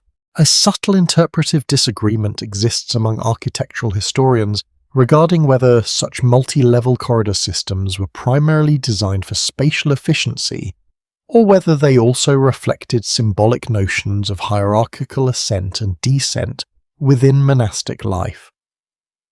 No single interpretation fully captures the complexity of surviving structures. The monk finally continues forward, guiding you deeper into the corridor once more. As you walk, you begin to feel a quiet accumulation of impressions, warmth and cold alternating in subtle gradients, sound rising and falling in controlled layers, light appearing and fading in measured intervals. The monastery is not static. It is continuously adjusting itself around function, time, and human presence. You realize that you are no longer simply moving through rooms. You're moving through the systems of intention, and ahead, somewhere beyond the narrowing corridor, the structure is preparing to reveal another layer of itself. The corridor continues its slow descent, and with each step, the monastery feels less like a collection of rooms and more like a living structure breathing around you. The air grows cooler again, but not sharply so. It is a gradual return of chill, layered so gently that you only notice it when you realize your shoulders have tightened slightly against it. The monk walking ahead does not change pace. His movement remains steady, almost instinctive, as if the architecture itself is guiding him rather than the other way around. You begin to sense that in this place. Direction is not chosen in the moment, but inherited through repetition, passed down like memory embedded in stone. The corridor narrows slightly, and the candlelight becomes more spaced out. Instead of continuous illumination, you now move between pockets of glow. Each flame feels isolated, like a small island of warmth suspended in a wider sea of dimness. Shadows stretch longer here, softening the edges of everything they touch. You pass a shallow recess carved into the wall. Inside it, a faint mark has been etched into the stone, barely visible unless caught at the right angle. It resembles a simple symbol, perhaps a marker used for orientation or repair. Medieval monastic sites often accumulated these subtle signs over time, forming an unspoken visual language of maintenance and passage that was understood by those who lived within the system. The monk does not acknowledge it. He simply continues forward. As you move deeper, you notice a shift in sound. The monastery above still exists in faint echoes, but here those sounds are filtered and reduced. What remains is a low ambient hum created by distance, stone thickness, and airflow moving through unseen channels. It is not silence, but something structured that behaves like silence. A small doorway appears on your left, partially open. Inside is a compact room with stone shelves lining the walls. The shelves hold bundles wrapped in cloth, some tied with twine, others sealed in wax coverings. A monk inside adjusts one bundle carefully before placing it back into alignment with the others. You catch a faint scent here, earthy and slightly medicinal. It suggests dried plant material, possibly herbs used for preservation or treatment. Monastic communities frequently maintained internal systems for storing medicinal resources, relying on botanical knowledge that had been accumulated and refined over generations. A lesser-known detail becomes visible on one of the shelf edges. Small notches have been carved into the wood at irregular intervals. These markings do not follow a decorative pattern, suggesting they may serve as informal tracking indicators or internal organisational references that were never standardised across monasteries. The monk guiding you does not enter this room. He only glances inside briefly before continuing, as though confirming its existence is enough. You follow him onward. The corridor begins to feel slightly warmer again, though the source is not immediately visible. The temperature shift is subtle, suggesting proximity to a heated space or enclosed chamber where warmth is contained more effectively. The air also carries a faint scent of smoke mixed with something organic, possibly wood that has been burned slowly over time. As you continue, the walls begin to show more signs of human contact. Smooth patches where hands have brushed repeatedly, slight discolorations where objects have been leaned against stone for long periods. The monastery here feels less like architecture and more like accumulation, shaped gradually by continuous use. You arrive at another junction. This one is more complex than the previous intersections. 3 corridors branch out, each with slightly different characteristics. One is narrower and darker. Another shows more frequent candle placement. The third carries faint traces of foot traffic worn into the stone floor. The monk pauses longer here, not uncertain, but attentive. He observes the space as if reading something invisible embedded within it. He chooses the path with the most consistent candle placement. You follow. As you move along this corridor, the sound of water begins to reappear faintly. At first, it is almost indistinguishable from background noise, but it gradually becomes clearer. A steady, controlled flow, likely part of the monastery's internal water management system. Medieval monastic complexes often integrated water channels and cisterns into their design, ensuring access to clean water even during long winters when external sources were frozen or inaccessible. These systems were not only practical but carefully engineered to distribute water efficiently across multiple functional zones. The corridor widens slightly, and you come upon a small stone basin set into the floor. Water flows into it from a narrow channel in the wall, then exits through a carved outlet at the base. The movement is continuous but restrained, never overflowing, always balanced. The monk pauses here briefly again. He does not interact with the basin, but his stillness suggests acknowledgement of its importance within the monastery's internal rhythm. You notice how the water reflects candlelight in fragmented patterns. The reflections shift constantly, creating a soft visual movement across otherwise static stone surfaces. It is subtle, but it adds a sense of motion to an otherwise still environment. A rarely noted aspect of monastic engineering involves the use of water not only for consumption and cleaning, but also for regulating internal humidity levels in enclosed storage and working areas. The exact extent of this practice is still interpreted differently among researchers examining surviving infrastructure traces. You move past the basin. The corridor beyond feels slightly more enclosed again. The ceiling lowers just a little, creating a more intimate passage. The air is cooler here, but stable. It no longer fluctuates between warm and cold zones as sharply as before. You begin to notice faint variations in stone texture along the walls. Some sections are smoother, likely from frequent contact. Others are rougher, suggesting less frequent use or older construction phases that have not been as heavily worn. A small alcove appears on the right side of the corridor. Inside, a simple bench is built into the stone. Above it, a narrow slit in the wall allows a thin line of external light to enter. Snowlight filters through in a pale, diffuse glow that shifts gently as wind moves outside. The monk does not stop here. He continues forward. But you briefly observe the alcove.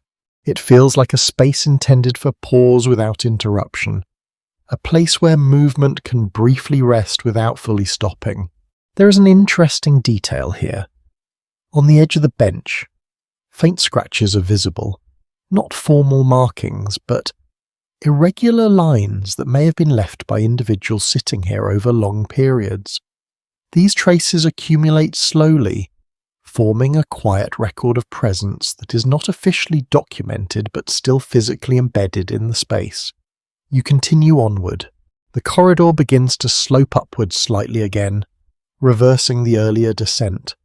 This change is subtle but noticeable in your legs and breathing. The monastery here does not maintain a single directional flow. Instead, it shifts constantly between ascent and descent, guiding movement through layered vertical structure.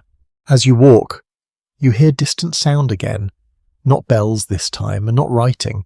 It's too faint to identify clearly, but it suggests activity above or ahead, perhaps movement of people or objects being handled in another chamber. A well-attested feature of monastic architecture is the use of vertical separation between different functional spaces, allowing multiple activities to occur simultaneously without interference. This structural layering contributes to the sense of depth you are experiencing. The monk slows again. Ahead, the corridor begins to widen, and the light grows slightly stronger. It is still dim, but noticeably more present than in the enclosed passages you have just left. You feel that you are approaching another transition within the monastery's internal system, and as you move forward, the structure seems to prepare itself to reveal yet another layer of its hidden order. The corridor gradually releases you into a space that feels less like passage and more like pause. The widening is gentle, not abrupt, as if the monastery prefers to introduce openness the same way it introduces silence, in stages rather than in sudden shifts. The ceiling lifts higher, supported by arches that curve like ribs of stone, and the air changes again, carrying a faint trace of warmth that does not belong to fire alone. You notice it first in your breath. It no longer feels as tight in your chest, then in your skin, where the cold is still present but less insistent. finally in sound, which begins to behave differently. Footsteps no longer disappear into absorption. They return faintly, as though the room is deciding how much of you to acknowledge. The monk guiding you slows, then turns slightly into the space ahead without hesitation. You follow him into what appears to be a transitional cloister walkway, partially enclosed but open enough in places to let winter light seep through. This cloister is not the central courtyard you might imagine from later medieval illustrations. Instead, it feels like an inner circulation ring, connecting multiple wings of the monastery. Stone columns support a covered walkway that runs along the edge of an open interior garden space, though in winter the garden is buried beneath thick snow, leaving only subtle uneven shapes beneath the white surface. A well-attested feature of monastic design in the late 13th century is the cloister as both physical and contemplative structure, serving as a connective loop between prayer, study, and labour spaces. It functioned as a controlled environment for movement, where walking itself became part of spiritual rhythm and mental organisation. You step along the cloister path, the stone beneath your feet is smoother here, worn by centuries of repeated circulation. Each step feels slightly softened, as if the surface has learned how to receive weight without resistance. On your left, the open courtyard stretches out beneath snowfall. On your right, a series of arched openings lead into interior rooms. Some are dark, some glow faintly with candlelight, and others reveal only partial glimpses of activity inside. In one opening, you see monks seated at a long table copying text in near silence. In another, someone appears to be reading aloud softly, likely for instruction or correction. The monastery does not separate intellectual activity into strict isolation. Instead, it distributes it across visible spaces, allowing learning to circulate. A lesser-known detail emerges in the rhythm of the cloister itself. The spacing between columns is not purely aesthetic. In many medieval monastic complexes, architectural proportions were influenced by both structural necessity and symbolic numerology, though exact interpretations vary across regions and orders. Some designs subtly reinforced patterns of movement and reflection without explicit explanation. You walk further along the cloister, and the sound of the outside world becomes faintly more present. Snow presses against the open courtyard, and occasional gusts of wind slip through arches, briefly touching your face before dissolving into warmer interior air. The contrast is striking. Inside the monastery, everything is structured, layered, and moderated. Outside, everything is accumulation without control. Snow gathers without purpose, reshaping the world in soft, continuous motion. A monk passes you in the opposite direction. He carries a bundle of folded cloth under one arm. He does not look at you directly, but his presence feels briefly shared in the narrow walkway. His steps are measured, neither rushed nor hesitant. As he passes, you notice faint markings etched into one of the stone pillars. They are small and irregular, possibly tally marks or memory indicators left over time.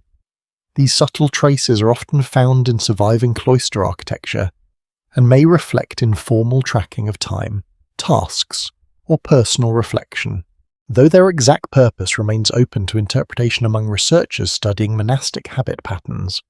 You continue walking. The cloister begins to curve gently, guiding you around the edge of the courtyard. The arches create a repeating rhythm of light and shadow as you move from one section to the next. Each step carries you through a slightly different atmosphere, even though the space remains structurally consistent. At one point, you notice a recessed alcove where a small stone bench sits beneath an arch. Snow has drifted partially into the opening, though it does not fully accumulate there. The bench appears to have been used frequently, its surface worn smoother than surrounding stone. A quirky detail becomes visible here. Carved into the side of the bench is a small pattern that resembles interlocking loops. It is not decorative in a formal sense, but it suggests repetition or practice. Such markings are occasionally found in monastic settings and may reflect moments of idle concentration, teaching exercises, or personal symbolic expression, though definitive interpretation is still debated. The monk guiding you continues ahead without pausing. As you follow, the cloister opens slightly into a wider segment. Here, the courtyard is more visible, and the snowfall appears heavier, drifting in soft diagonal lines. The snow does not enter the walkway fully, but its presence shapes the light, creating a diffuse brightness that contrasts with the darker interior arches. You realize that the cloister functions not only as passage but as observation. From here, the monastery can be seen as a whole system of interconnected parts, movement, work, and rest all visible in fragments through arched openings. A well-documented feature of medieval monastic life is the integration of visibility and separation. Spaces were designed so that activities could be observed indirectly, while still maintaining functional boundaries, reinforcing a sense of shared order without constant direct interaction.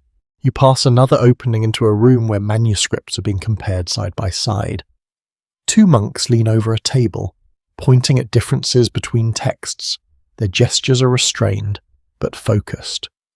The room is lit by several candles placed in a tight cluster, creating a concentrated pool of light that isolates their work from the surrounding dimness. Further along, you see a small group seated in what appears to be a quiet discussion.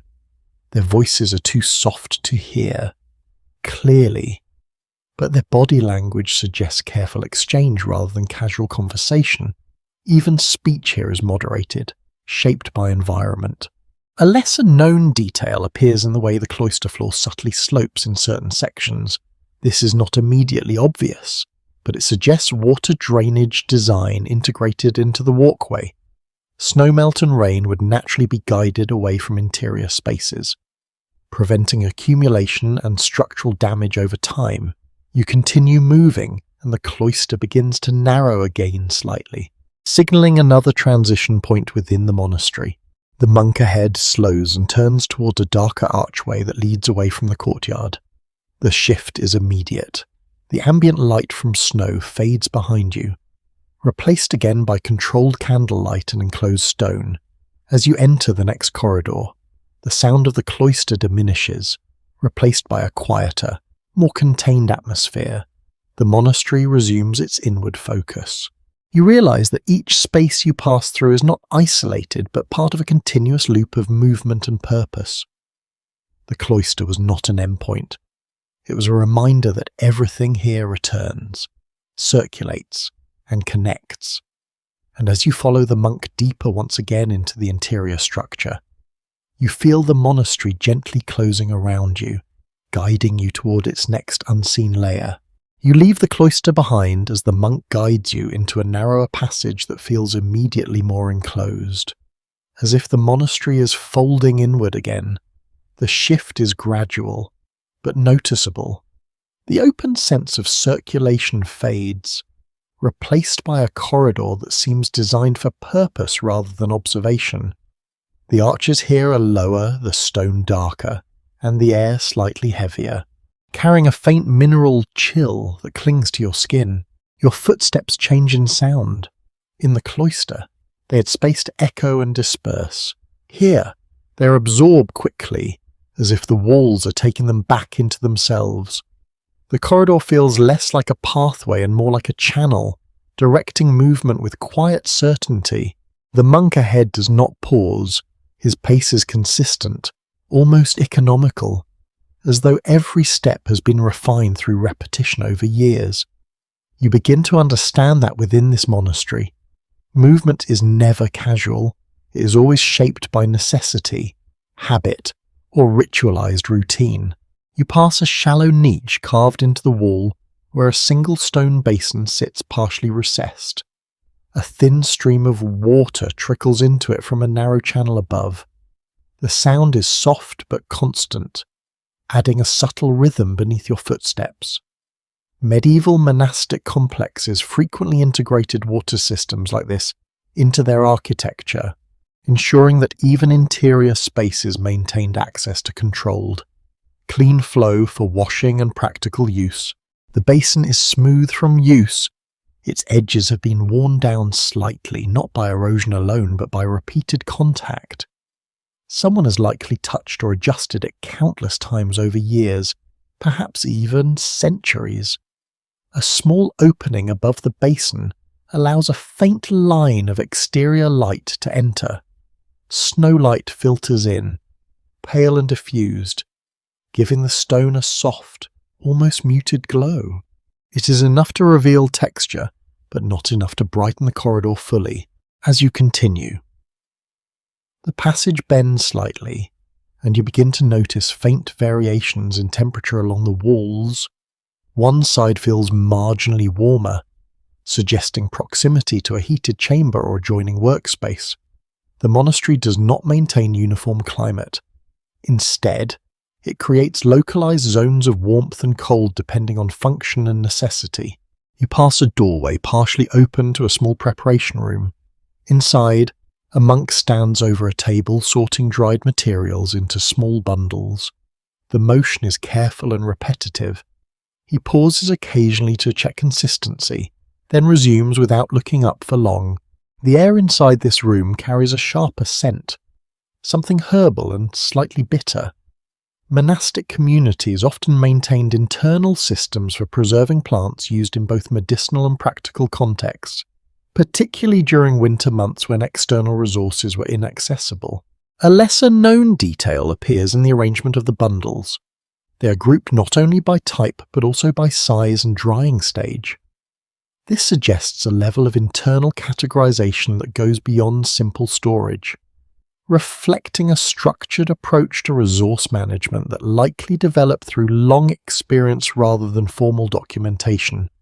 The monk guiding you does not enter this room. He continues forward, signaling that your path remains external to these functional spaces.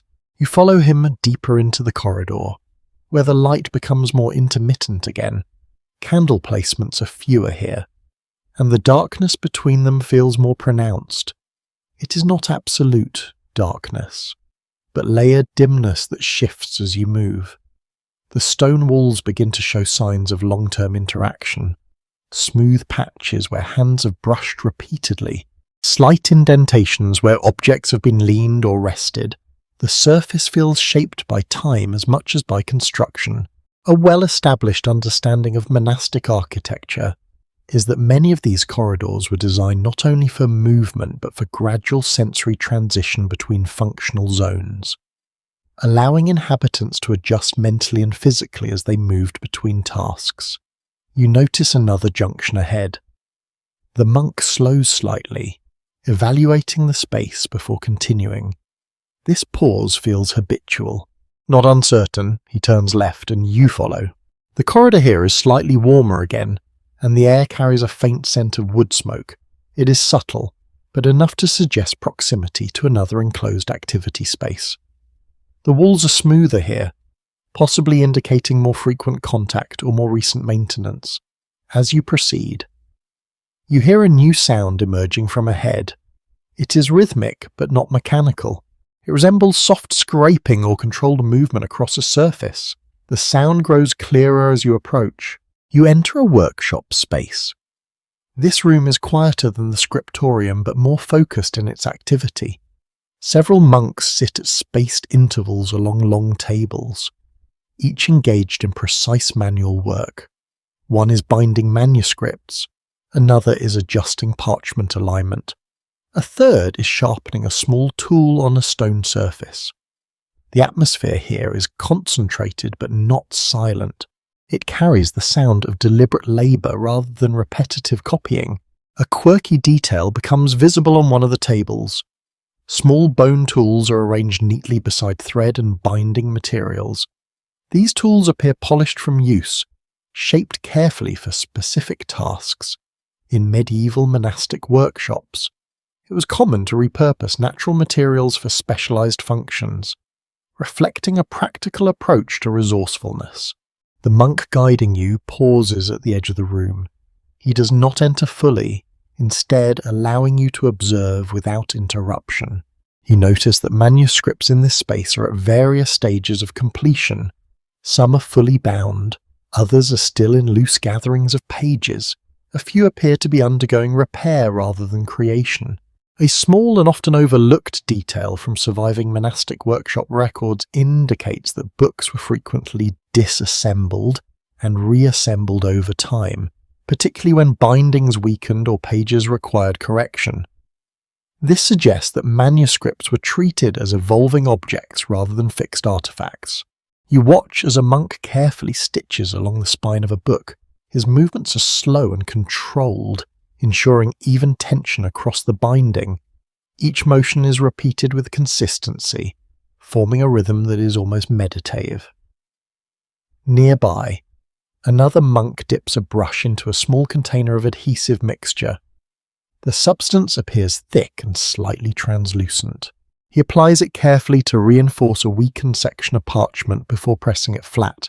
The air here carries multiple overlapping scents: wood, parchment, adhesive, and faint traces of ink. It is a layered environment shaped by many small processes occurring simultaneously. A subtle interpretive disagreement exists among researchers studying monastic production spaces, particularly regarding whether such workshops were primarily focused on efficiency or whether their design also reflected deeper principles of intellectual stewardship through physical maintenance. The monk guiding you begins to move again. You follow him out of the workshop and into another corridor that slopes slightly upward. The change in elevation is gentle but noticeable. Your breathing adjusts slightly, and the air becomes marginally cooler again. You begin to realize how carefully controlled the monastery's internal environment is. Each space has its own temperature, sound profile, and sensory character. Transitioning between them is not abrupt but gradual, as if the building itself is guiding perception. The corridor ahead begins to widen faintly, suggesting another transition point is approaching, and as you continue forward, you sense that the monastery is preparing to reveal yet another layer of its structured interior world. The corridor begins to brighten in a way that is not immediate but accumulative, like dawn spreading slowly through layers of cloud. You do not notice a single moment of change. Instead, you realize after several steps that the darkness has eased, that the stone is less oppressive, and that the air carries a faint openness that was not present before. The monk ahead does not alter his pace, but something in the rhythm of his movement suggests familiarity with this transition. The monastery is guiding you somewhere that requires a different kind of attention, less enclosed, more observant. The corridor widens gradually, and the ceiling rises again. Arches reappear above you, more elegant than the earlier functional passages, with smoother stonework and cleaner lines. Candlelight becomes more frequent, and its distribution feels intentional rather than sparse. It is no longer just illumination, it is guidance. You pass a small carved relief set into the wall. It depicts a simple figure holding what appears to be a book or tablet. The carving is worn, softened by time, but still recognizable. Medieval monastic complexes often incorporated symbolic stonework into transitional spaces, reinforcing identity and purpose as people move between functional zones. The surface around this carving is smoother than surrounding stone, suggesting repeated contact or cleaning over time. Someone has likely tended this space regularly, even if only as part of routine maintenance. A faint scent of smoke begins to return, mixed with something slightly sweet and herbal. It is not strong enough to locate its source, but it suggests proximity to another active chamber, and the monastery is layered in these sensory hints, each one offering partial information without full revelation. You step through a wider archway and enter a space that feels more vertical than the corridors you have recently travelled. The ceiling here is significantly higher, and light filters in from narrow openings above, diffused by snowfall outside. The effect is a soft, shifting brightness that moves across the stone like a living surface. You realize you are near an upper section of the monastery. possibly close to external walls or elevated walkways. A well-established understanding of monastic architecture in this period is that vertical stratification was common, with different floors serving distinct purposes, from storage and workspaces below to more reflective or administrative areas above. Movement between levels was carefully controlled to maintain separation of activities. The monk guiding you slows slightly at a junction where stairs begin to appear. These are not grand staircases, but narrow stone steps worn into smooth curves by centuries of use. The edges are rounded, shaped by repetition rather than design alone. You begin to ascend. Each step changes the acoustics subtly. Sound becomes slightly more open, less absorbed by surrounding stone. You hear faint echoes of distant activity above and below, layered in a way that makes it difficult to distinguish direction. As you climb, you notice small windows set into the wall at intervals. Through them, you glimpse the exterior world in fragments. Snow is still falling heavily, drifting across the openings in soft diagonal lines. The outside appears both close and unreachable at the same time. A lesser-known detail from architectural studies of monastic complexes suggests that such narrow openings were often positioned not only for light and ventilation, but also to create controlled visual connections to seasonal conditions outside, reinforcing awareness of time and environment without requiring full exposure. You continue upward.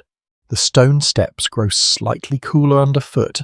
The air shifts again, becoming thinner and more mobile. You feel a faint draft moving along the stairwell, suggesting proximity to an exterior wall or upper corridor exposed to colder air currents. At the top of the staircase, the monk pauses briefly. This pause is different from earlier ones. It feels less like navigation and more like transition into a distinct functional zone. You step into an upper corridor. This space is noticeably quieter than the lower levels, not because there is no activity, but because sound behaves differently here. The walls are thicker in some sections and more open in others, creating an uneven acoustic environment where noise disperses quickly rather than lingering. You pass another arched opening that leads into a small chamber. Inside, a single monk is seated at a desk near a window, working on what appears to be a manuscript or document. The light here is brighter, filtered through snow-covered glass that diffuses daylight into a soft white glow. He writes slowly, pausing frequently to adjust the angle of the page. The posture suggests careful concentration, but also adaptation to lighting conditions that are constantly shifting due to weather outside. A quirky detail becomes visible on the edge of his desk. Small pieces of polished stone are arranged in a line, possibly used as weights to hold parchment steady against drafts.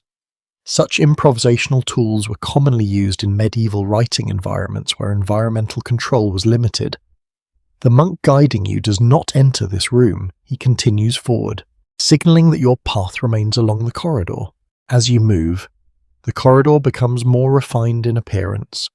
The stonework is smoother, the arches more symmetrical, and the spacing between candle placements more consistent. This suggests you are entering a more formal or representative section of the monastery, possibly used for administration or higher-level instruction. You notice faint inscriptions carved into some of the arch bases. They are small and partially worn, likely marking construction phases or commemorating donors.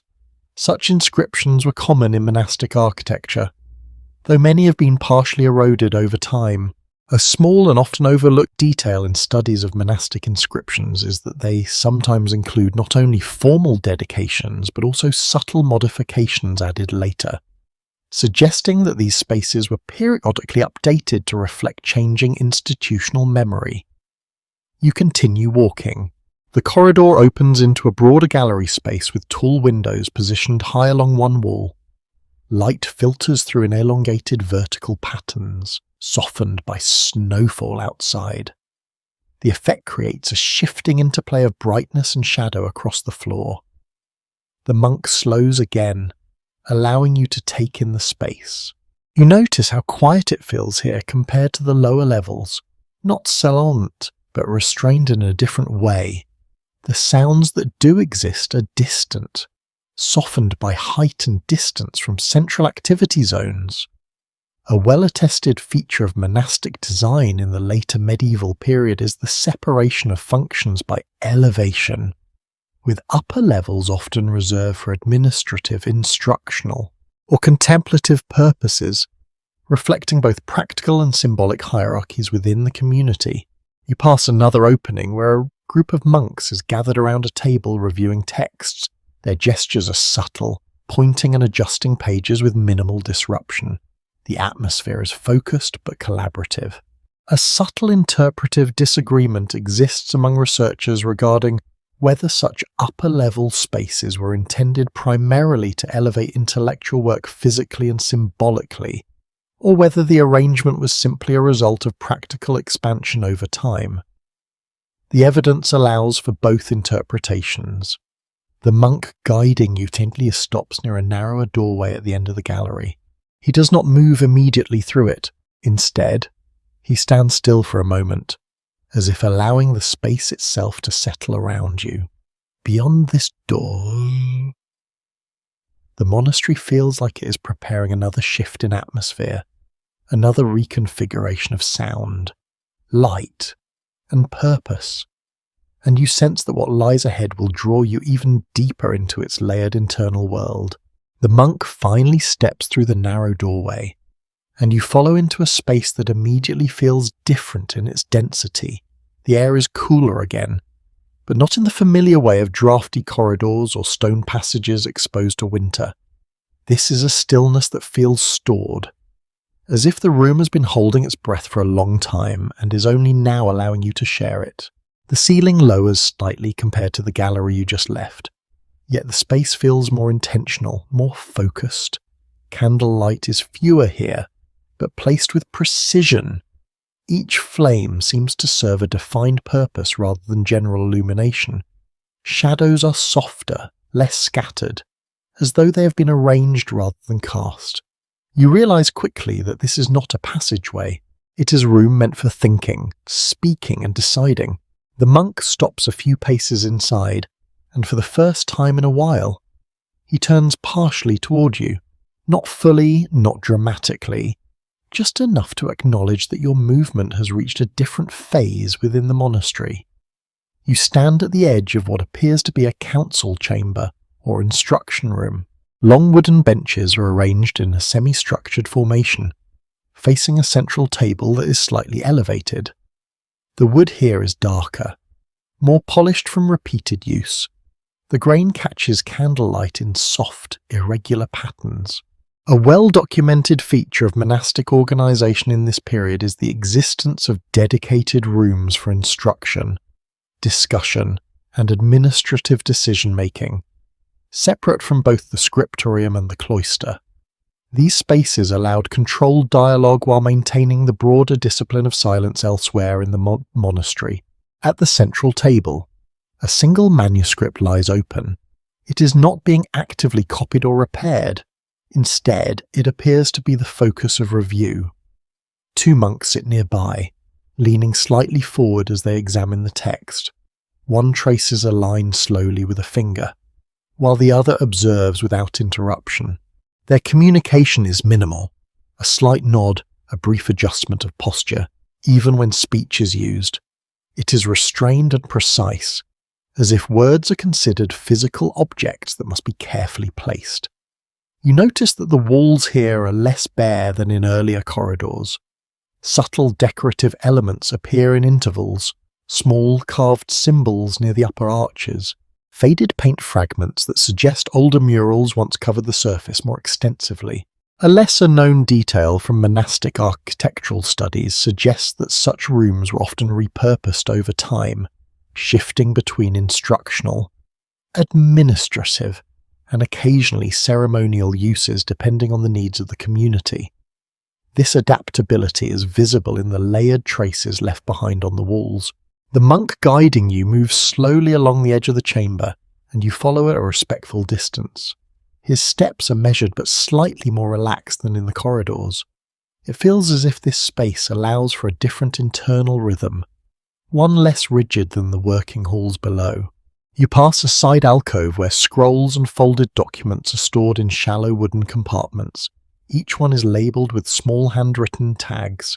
The ink is faded in places, suggesting frequent handling over long periods. A quirky detail emerges when you notice that some of the labels are written in slightly different handwriting styles. This indicates multiple scribes or administrators have updated the system over time, gradually layering their own organisational habits onto existing structures. The monk pauses briefly near the central table but does not sit. Instead, he observes the manuscript as if confirming its placement and condition.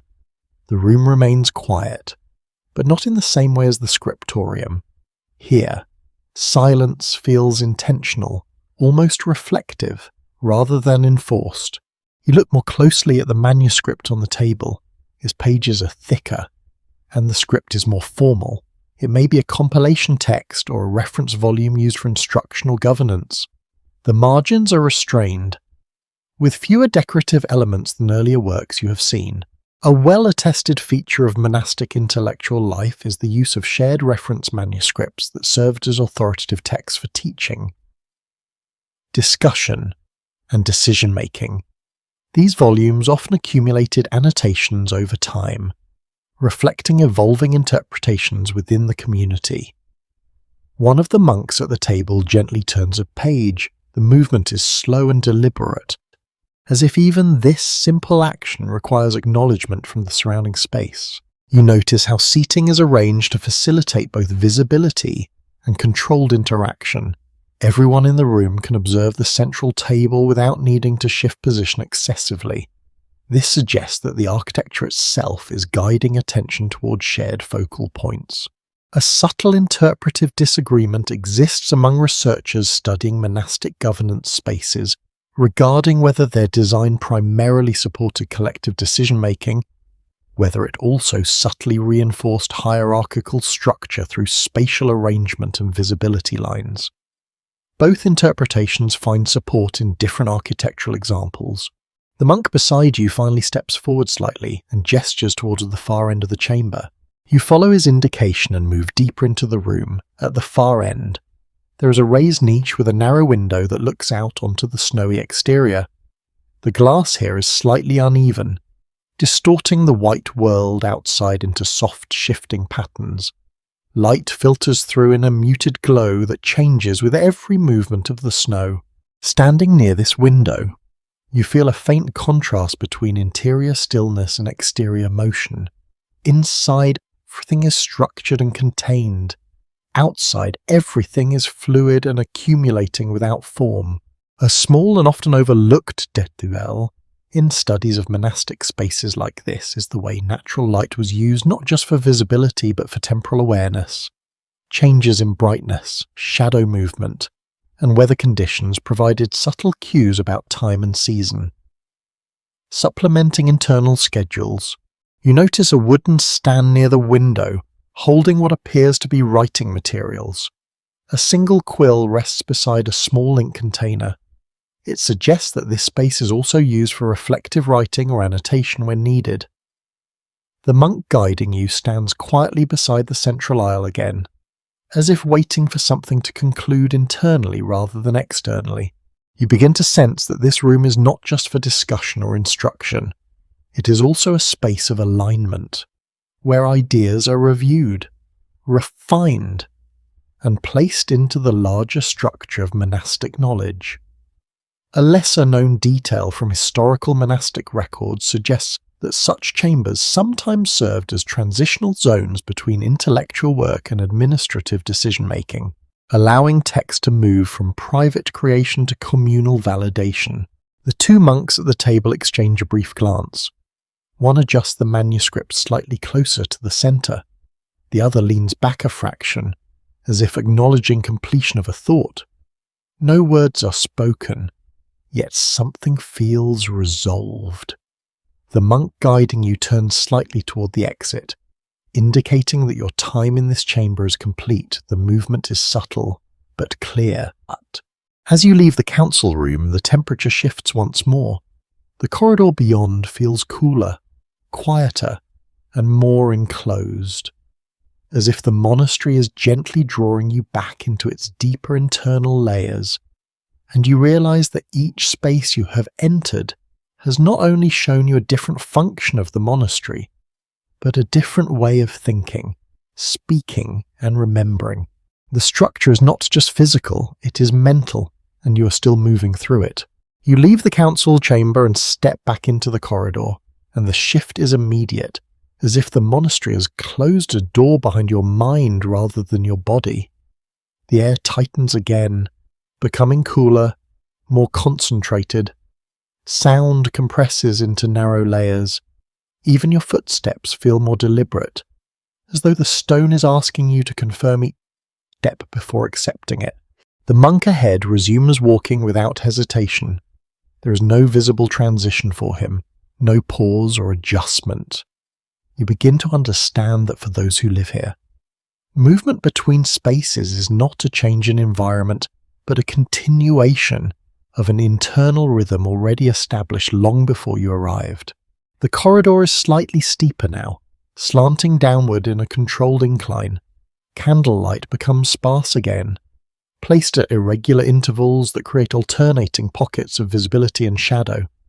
The darkness is not complete at any point, but it gathers in soft folds between the lights, shaping depth rather than blocking it. Stone here feels older, not in age alone, but in texture. The surface is uneven in places, smoothed in others, suggesting long-term contact and gradual wear. A closer look reveals faint tool marks still visible beneath layers of polishing, remnants of earlier construction phases that were never fully erased. Surviving architectural traces from monastic complexes of this period often show layered building histories, where corridors were extended, reinforced, or redirected over generations. This creates internal pathways that do not belong to a single moment in time, but to a continuous process of adaptation. You pass a shallow alcove carved into the right wall. Inside, a small recess holds what appears to be a fragment of carved stone, possibly part of an earlier decorative or structural element that has been repurposed. Its original form is no longer clear, but its placement suggests deliberate preservation rather than disposal. The monk does not acknowledge it. He continues forward at the same steady pace. As you move deeper, the corridor narrows slightly, and the ceiling lowers just enough to subtly alter your posture. You find yourself tilting your head forward a fraction, adapting without conscious decision. The space guides movement not through restriction, but through gentle physical suggestion. A faint sound emerges ahead. It is not immediately identifiable. At first it resembles water, then shifts towards something more rhythmic, like distant movement across a surface as you approach. The sound resolves into something more specific. A working space lies ahead. This room is smaller than previous chambers, but feels active in a different way. Instead of writing or discussion, the focus here is preparation and adjustment. Long narrow tables occupy the centre, each covered with materials that are not immediately uniform in function. Some appear to be parchment fragments, others tools for binding or correction. Within documented monastic practice, it was common for specialised rooms to exist where manuscripts were not created or discussed but physically adjusted, corrected, or prepared for further stages of use.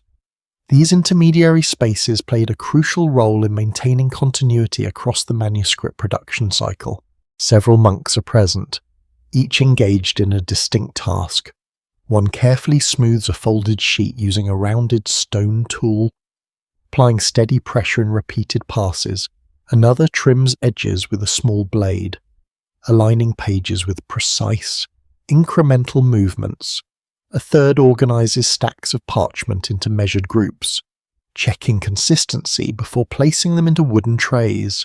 The atmosphere is focused but not silent. There is sound here, but it is controlled. The scrape of tools against surface, the soft tap of alignment checks, the occasional shift of weight on wooden benches. It forms a layered acoustic environment that reflects structured labour rather than ritual silence. A small overlooked detail appears on one of the tables. Thin strips of waxed cord are arranged in parallel lines, possibly used for temporary binding or measurement reference. Their placement suggests a system of organization that relies on both physical tools and spatial memory rather than written instruction alone.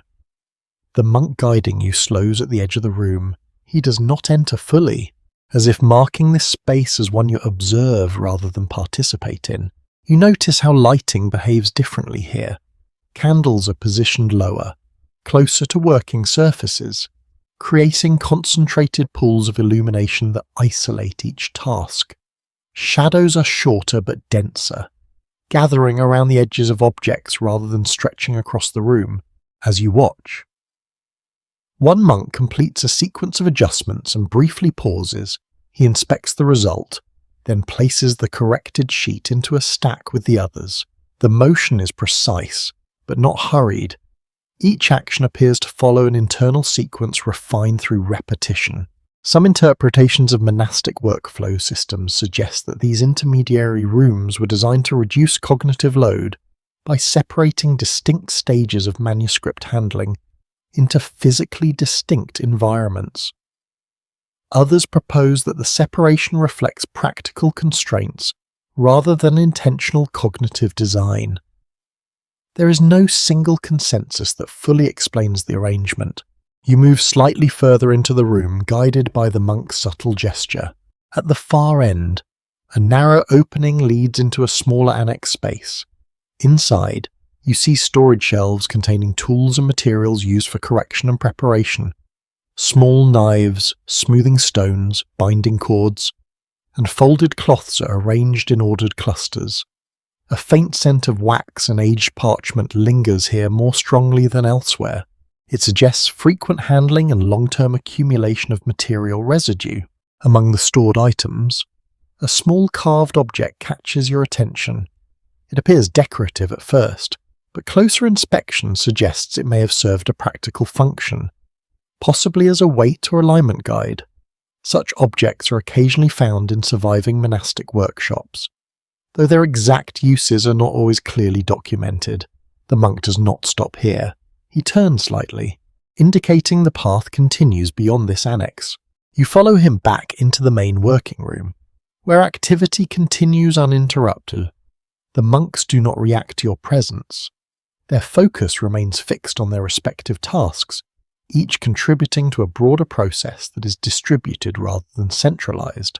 You begin to notice how coordination here occurs without overt communication. Movements align through timing, shared understanding, and repeated practice rather than explicit instruction. A sheet is passed from one table to another at precisely the right moment. A tool is replaced without verbal exchange. A stack is adjusted in silent agreement. A well-attested feature of monastic production systems is this reliance on implicit coordination, developed through long-term communal practice rather than formalized procedural documentation. It reflects a working environment where familiarity replaces instruction. The monk guiding you resumes movement, leading you toward another corridor at the far side of the room. As you exit, the sound of the working space fades gradually, replaced once again by the enclosed quiet of stone passage. The corridor beyond is cooler, darker, and more enclosed. The transition is smooth but noticeable. It feels like stepping out of one layer of attention and into another. As you continue forward, you realize that each space within the monastery does not simply serve a function. It shapes behavior, perception, and rhythm in subtle but continuous ways, and you're still moving deeper into that structure, where every transition feels less like travel and more like adjustment. The corridor beyond the working annex narrows almost immediately, as if the monastery is gently pressing you back into a more confined rhythm. The air cools again, but it's no longer the sharp winter cold of outer passages. This is an interior cold, stable and sustained, held within stone that has learned how to keep temperature in equilibrium through sheer mass and time. The monk ahead continues without pause. His steps remain even, measured, and familiar with the subtle unevenness of the floor. You begin to notice how he adjusts instinctively to every shift in elevation and texture, as if the building is not something he moves through, but something he has internalized completely. The corridor here is less illuminated. Candlelight appears only at long intervals, creating a pattern of brief visibility followed by longer stretches of shadow. Yet the darkness is not absolute. It feels softened, as though the stone itself retains memory of light even after the flame has passed. You pass a small recess where a stone bracket still holds the remains of an extinguished candle. The wax has hardened into irregular shapes that have merged with the surface beneath. In many medieval monastic settings, such gradual accumulation of wax and residue was not removed frequently, allowing physical traces of daily routines to become embedded into the architecture over time. A faint draft moves through the passage, barely perceptible but consistent. It travels along the base of the wall, suggesting a hidden channel or subtle gap in construction. These airflow patterns were often unintended consequences of incremental building additions, though some surviving architectural studies propose that certain monasteries may have subtly incorporated them into design choices for ventilation purposes. You continue forward and notice that the corridor begins to curve gently rather than extend in a straight line. The curve is gradual, almost imperceptible at first, but it changes your sense of direction. You are no longer moving along a linear path, but within a looping structure that subtly redirects movement inward. A door appears on your left, partially ajar. Inside is a compact room with shelves stacked in uneven tiers. The contents are not immediately uniform. Some appear to be folded cloths, others small containers, and a few bundles tied with string. A monk inside is sorting through them with slow, deliberate attention. Within documented monastic practice, such auxiliary rooms were often used for storing transitional materials that did not belong exclusively to one stage of production or daily use. Their contents shifted frequently depending on seasonal needs and operational demands. A quirky detail becomes visible on one of the lower shelves. Small wooden markers are placed beside grouped items, each marked with faint symbols rather than full written labels. These simplified identifiers suggest an internal shorthand system that relies on shared understanding rather than explicit documentation. The monk guiding you does not enter this room. He continues forward, indicating that your presence here is observational rather than participatory. As you move on, the corridor becomes slightly wider again, and the ceiling rises just enough to alter the spatial feeling. The change is subtle but noticeable. You find yourself breathing a little more easily, as though the space is briefly accommodating your presence before narrowing once more ahead. Sound shifts here as well. Footsteps echo slightly longer than before, suggesting changes in wall density or ceiling height. The monastery's acoustics are not uniform. They vary with each architectural segment, shaping how sound behaves in different zones. A faint hum reaches you from somewhere ahead. At first it is indistinct, then gradually it resolves into multiple overlapping tones. It is not immediately clear whether it is mechanical movement, collective activity, or something environmental like wind interacting with structural openings. As you proceed, the corridor opens into another working environment, though different in character from those you have seen earlier. This space is quieter in activity but denser in arrangement. Long tables are present, but fewer monks occupy them. Instead, there are partially completed materials laid out in organized patterns. This appears to be a review or consolidation space, where materials are checked, grouped, and finalized before being moved elsewhere. A well-attested feature of monastic operational systems is the existence of intermediate consolidation rooms, where work produced in multiple locations is brought together for verification and alignment before final storage or use. This step ensured consistency across distributed production processes. One monk carefully examines a set of parchment sheets, aligning edges and checking continuity of text across pages.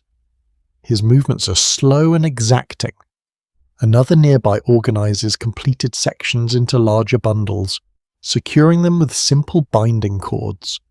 You notice how quiet this room is compared to others. The silence here is not enforced, but natural, arising from concentration and reduced task variation.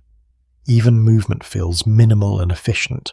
A small overlooked detail appears near one table where faint ink markings are visible on the surface itself. These marks are not part of any manuscript, but seem to have accumulated from repeated placement and adjustment of materials over time. They form an unintentional record of activity layered onto the workspace itself. The monk guiding you pauses at the edge of this room, allowing you to observe without entering fully. You notice that lighting here is more balanced than in earlier spaces. Candles are spaced evenly, and their placement suggests an attempt to minimize shadow interference during inspection tasks. The illumination feels more controlled, less atmospheric, within historical interpretations of monastic workflow design. Some scholars emphasize functional optimization in such spaces, while others suggest that the arrangement also reflects an underlying emphasis on order as a spiritual principle expressed through physical organization. These perspectives coexist without full resolution. You move slightly further into the room, then notice a narrow passage at the far end. The monk turns toward it without hesitation as you follow. The atmosphere changes again. The air becomes cooler and slightly drier. The corridor beyond is narrower and less populated, suggesting a transition away from active workspaces toward more specialized or less frequently accessed areas. You begin to notice subtle changes in wall texture. Some sections appear older, with more visible wear and less uniform stonework. Others show signs of repair or reinforcement, indicating ongoing maintenance across different periods. A faint sound returns here, but it is difficult to locate its source. It could be distant activity above, or air movement through structural gaps. The monastery does not reveal its sources of sound easily in these deeper layers. A subtle interpretive disagreement exists among researchers regarding whether such consolidation spaces and their connecting corridors were primarily designed for logistical efficiency, or whether they also served as cognitive transitions between different stages of intellectual and material work. Both interpretations remain plausible depending on the structural evidence examined. The monk continues forward, and you follow. As the corridor narrows once more, you realize that each space you have passed through is not isolated, but part of a continuous chain of refinement. Materials, ideas, and labor move through layers, each stage reshaping the previous one slightly before passing it onward. And you are still moving within that chain, deeper into the monastery's quiet internal logic. The corridor tightens again after the consolidation room, not in a harsh or sudden way, but with a quiet inevitability, as if the monastery is gently guiding you away from shared labor and back into more isolated spaces. The air cools slightly, becoming less touched by human activity. The scent of ink, wax, and parchment fades, replaced by something more neutral, stone and stillness layered together. The monk ahead continues without hesitation. His presence remains steady, almost rhythmically aligned with the structure itself. You begin to notice how little he needs to adjust his pace now. The environment here seems to anticipate movement more than react to it. The corridor bends subtly, and the ceiling lowers just enough to change how you hold yourself. You find your posture shifting without conscious effort. Shoulders slightly drawn inward, head angled forward to match the spatial constraint. The monastery does not force this change, it encourages it through design. A faint line of light appears along one wall, filtering through a narrow slit window. Outside, snow continues to fall in dense, steady layers. The light is pale and diffused, flattening the contrast between sky and ground into a continuous field of muted brightness. A well-documented feature of medieval monastic architecture is the use of narrow exterior openings, not only for illumination, but also for maintaining awareness of seasonal and environmental cycles while limiting exposure to harsh conditions. These openings create a controlled relationship between interior life and the external world, offering glimpses rather than immersion. You pass beneath one such slit. The light briefly washes across the stone floor, revealing fine scratches and worn patches that suggest frequent passage. These traces accumulate slowly over time, forming subtle records of movement that are not intentionally created, but inevitably produced. The corridor grows slightly more enclosed again, and the soundscape shifts. Footsteps become softer, absorbed more quickly. Even the faint rustle of your clothing feels reduced, as though the air itself is thickening just enough to dampen movement. Ahead, a small doorway appears on the right, partially open. Inside is a compact room with no immediate activity visible. Shelves line the walls, but they are sparsely filled. A monk stands near the centre, holding a small object that appears to be under inspection or adjustment. As you approach, you realise the object is a tool of some kind, possibly related to measurement or correction. Its exact purpose is not immediately obvious, but its careful handling suggests importance. Within surviving monastic records and material studies, it is clear that many such tools served highly specific functions that were rarely documented in detail, relying instead on internal knowledge passed between individuals within the community. A quirky detail becomes visible on a nearby shelf. Small carved pieces of wood are arranged in sequences of varying lengths. They are not labelled in a conventional sense, but their arrangement suggests a system of categorization based on size or function. Such informal organizational methods were often used alongside written records in monastic environments. The monk inside the room briefly glances toward the corridor but does not interrupt his task. His attention returns immediately to the object in his hands, which he adjusts with slow precision before placing it back on a padded surface.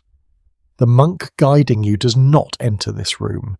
He continues forward, signalling that your path remains external to this space of maintenance and refinement. As you proceed, the corridor begins to widen slightly again. The change is subtle but noticeable.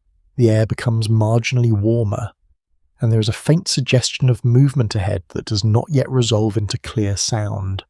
The stonework here appears more uniform, suggesting a different phase of construction or more recent maintenance compared to earlier sections. The walls are smoother, and the joints between stones are less irregular.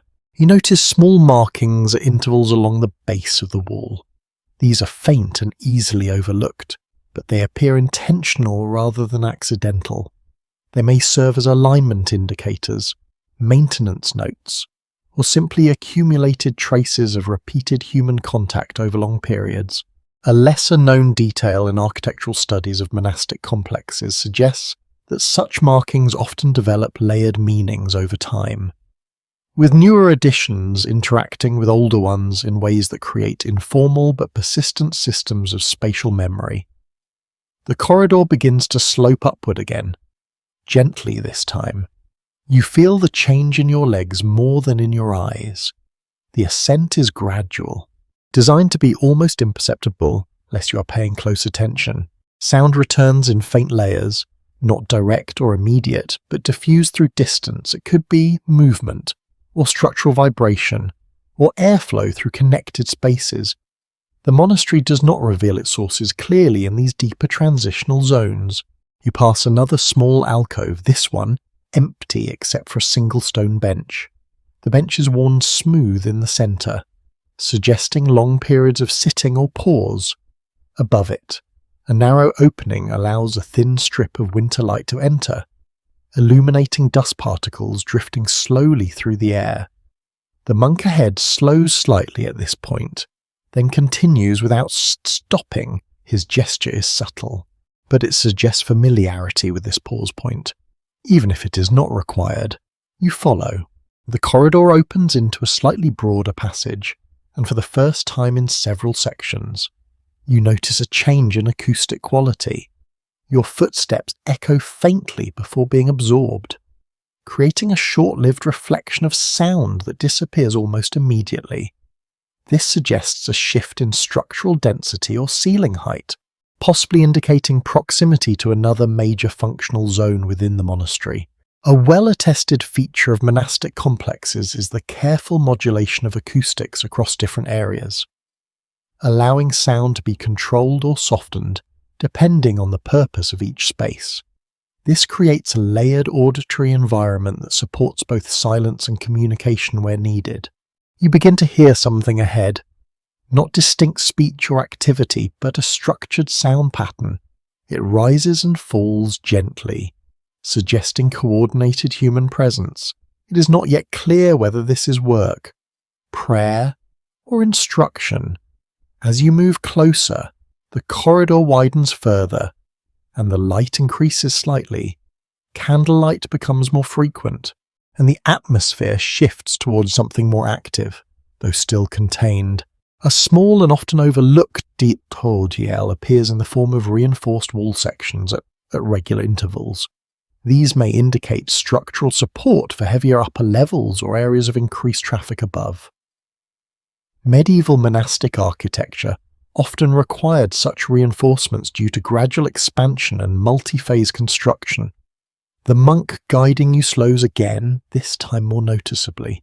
He turns his head slightly toward the space ahead, as if confirming its state before proceeding. You step forward into the threshold of another chamber. The sound becomes clearer now. It is not chaotic, but layered and intentional. Multiple movements or voices interacting within a structured environment. The tone suggests organized activity rather than casual gathering. You have not yet fully entered the space, but you can already sense its complexity. And as you stand at this transition point, the monastery feels once again like it is preparing to shift your experience into a new layer of its internal world, where sound, movement, and purpose converge in a different configuration than anything you have yet encountered. You remain at the threshold of the next chamber for a moment longer than usual, not because the monk stops you, but because the space itself seems to ask for a pause before entry. The sound you've been hearing grows clearer now, layered and rhythmic, but still partially obscured by the thickness of stone and distance. It is not chaotic, it is structured, as if many small actions are being performed in coordinated sequence. The monk ahead steps forward first, and you follow. As you cross into the room, the atmosphere changes immediately. The air feels more active, carrying warmth that is not fully centralized but distributed across multiple points.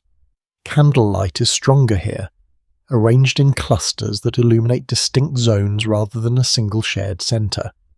The effect is of many small working areas existing within one larger environment. You're inside what appears to be a large instructional and reading chamber. Long benches and angled desks are arranged in careful spacing, each oriented toward different focal points depending on use. Some are set for reading, others for copying, and a few appear configured for spoken instruction. The room is not silent, but its sound is organized. Low voices, page turns, and occasional movement form a controlled acoustic pattern that never fully breaks into disorder. Surviving accounts from monastic communities of this period describe how such chambers functioned as hybrid spaces where learning, correction, and oral instruction occurred simultaneously, allowing knowledge to circulate between individuals without requiring full assembly in one place. You notice immediately how attention is distributed. No single figure dominates the room. Instead, activity is spread across multiple clusters, each self-contained but visually connected to the others. At one table, a monk reads slowly from a manuscript while another listens and marks corrections on a separate page.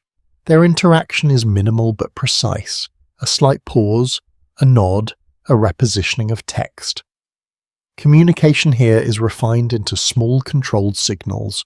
Across the room, another group appears to be copying text under guidance, occasionally pausing when a supervising monk steps closer to adjust alignment or clarify a passage. The movement is calm, never rushed, but constant. You realize that sound behaves differently here than in previous spaces. It does not echo freely, nor does it vanish immediately. Instead, it settles in layers, absorbed unevenly depending on where it originates. This creates a textured auditory environment where different activities remain perceptually distinct without isolating each other.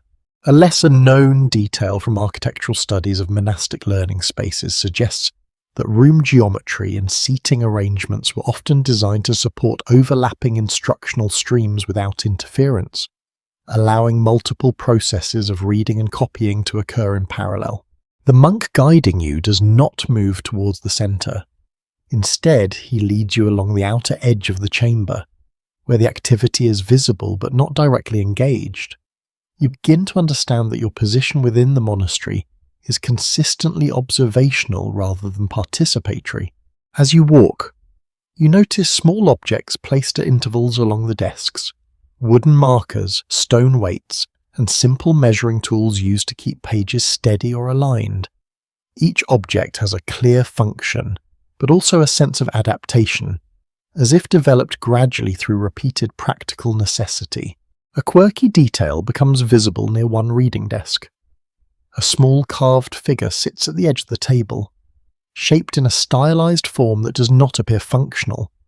It may have been added by an individual monk over time, possibly as a personal marker or quiet gesture of individuality within an otherwise standardized environment. Such personal additions are occasionally found in surviving monastic furnishings, suggesting that even within highly structured systems, small expressions of individuality were not entirely absent. You continue forward. At the far end of the chamber, the sound becomes slightly more concentrated. This area appears to host more focused instruction. A senior monk stands near a raised desk, speaking softly while others listen with careful attention. His gestures are minimal, used only to emphasize structure within the text he is referencing. Written records from monastic institutions indicate that oral instruction often accompanied textual study, especially when clarifying complex theological or philosophical passages that required explanation beyond written commentary. You notice how listeners respond not with verbal acknowledgement, but with subtle physical cues, a slight inclination of the head, a shift in posture, or a brief pause in writing. The communication is continuous but restrained. The monk guiding you slows again, allowing you to observe this section more closely. You sense that this part of the chamber holds particular importance within the monastery's intellectual structure. A small and often overlooked detail appears in the arrangement of seating. Certain positions are elevated slightly, providing better visibility of both text and instructor. This subtle hierarchy is not explicitly marked, but is embedded into the physical layout of the room. The purpose of such design choices remains open to interpretation in architectural analysis. Some readings emphasize functional visibility and acoustics, while others suggest a deliberate reinforcement of structured learning hierarchies within communal instruction. You move further along the perimeter. Near one corner of the chamber, a smaller alcove opens into a more enclosed space. Inside, a monk is working alone at a narrow desk positioned close to a window. Snowlight filters through in a soft, diffuse pattern, illuminating his workspace in pale tones. He writes slowly, pausing frequently to compare text with a reference manuscript placed beside him.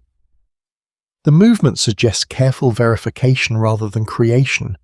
This appears to be a correction or refinement process rather than original copying. You notice that his desk is covered with small alignment tools and weighted objects used to stabilize parchment against minor air currents. Even here, environmental conditions require constant adjustment. A lesser-known detail from material studies of medieval manuscripts shows that correction processes were often as time-intensive as initial copying, with some texts undergoing multiple cycles of revision before being finalized. The monk guiding you does not enter this alcove.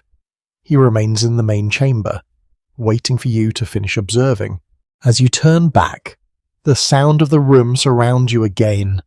Layered voices, controlled movement, and the steady rhythm of reading and writing. The chamber feels like a system of overlapping attentions rather than a single unified activity. You begin to see how knowledge moves through this space. It is not static. It circulates, being spoken, written, corrected, and redistributed continuously across different tables and individuals. Some interpretations of monastic educational structures suggest that such chambers were designed not only for instruction, but for the gradual normalization of intellectual collaboration within disciplined environments.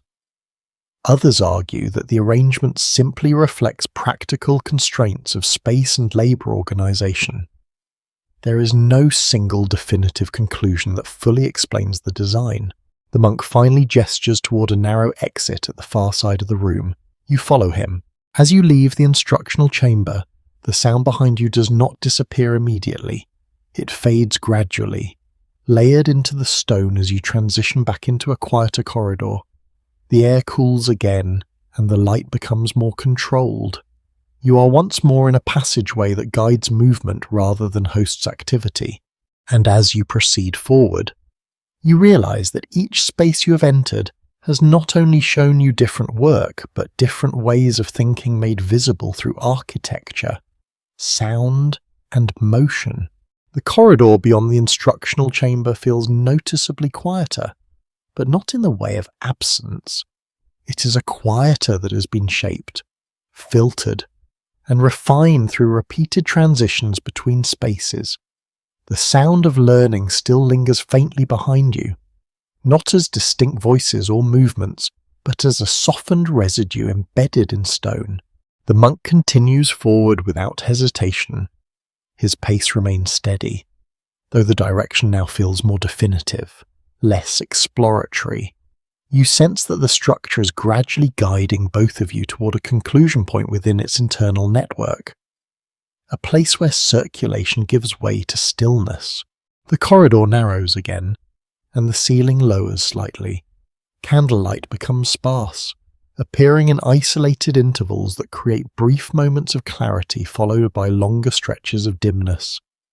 The effect is not disorienting, it feels intentional, as if the monastery is gradually reducing sensory input in preparation for what comes next.